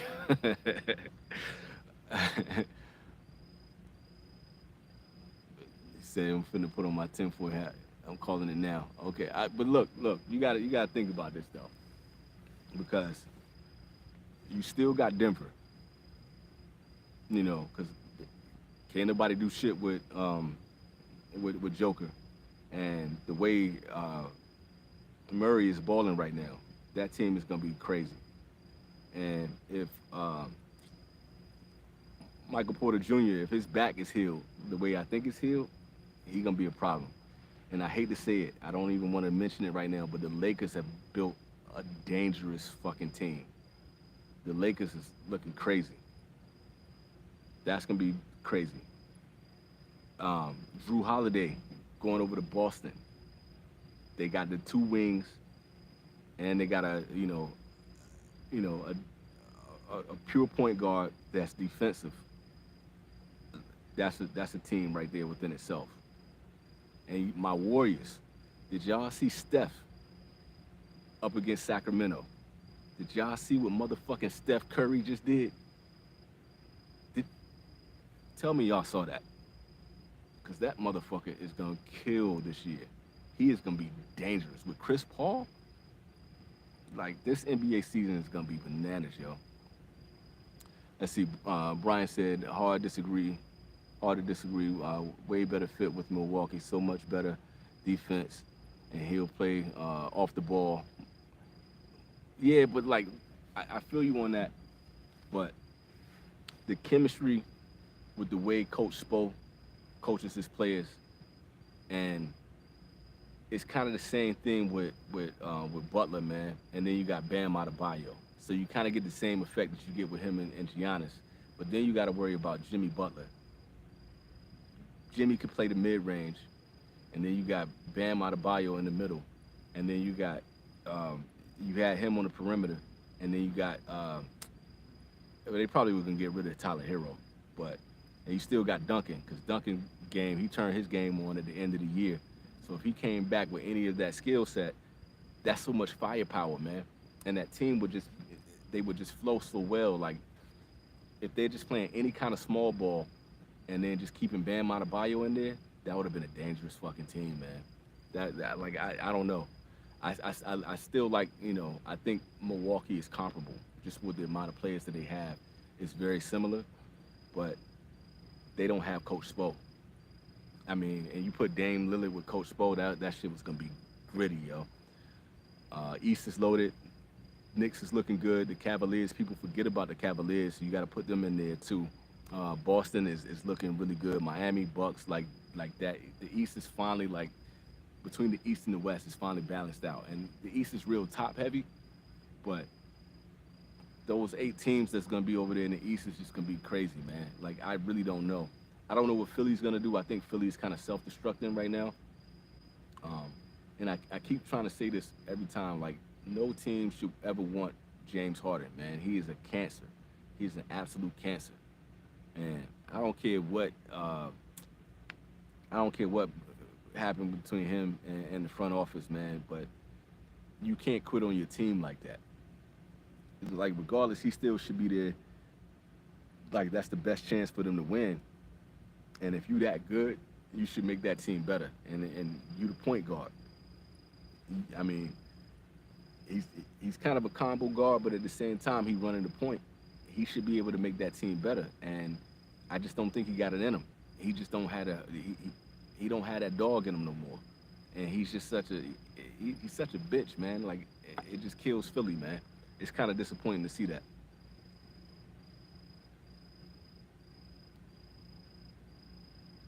Rest of the teams, D, not Dame, but if you got that much of a team that got that much defense, though, you ain't got to worry about Dame on D. And it was kind of like the Warriors before Steph like really stepped up his D. When you had Steph, you got Wiggs, not Steph, but when you got Clay, you got Wiggs, you got Draymond, you had Looney, you got GP2, and when they had Iguodala, when they had Livingston, like, you know, you could go down the list, David West. They had so many defenders that you didn't have to really worry about Steph too much. And then Steph picked it up, and I think Dame can do the same thing. So I ain't really too worried about that defensive side. Jerome said the Heat gonna win the finals because Jimmy did a deal with the Illuminati. That's why you got your tinfoil hat on. Yo, you talking crazy, yo. Boston is fool's gold. Yeah. It's a part of me that agrees with you on that, Brian. It's a part of me that really does, and because they always find a way to shut themselves down in the postseason. But I feel like teams like that, you got to mature over time. And to get that far into the postseason every year, excuse me, y'all, allergies. But to get that far into the postseason, after a while, those losses going to turn into wins. They're going to figure it out. Like, so I can't really say that. Steph might get that MVP, man. I really hope he had that year. I want my boys to win this year, man. I want them to get that 5th, mainly because I want them, like, I just want to be able to rub it in everybody's face that he got more than a LeBron, and that it's not, it was never LeBron's era.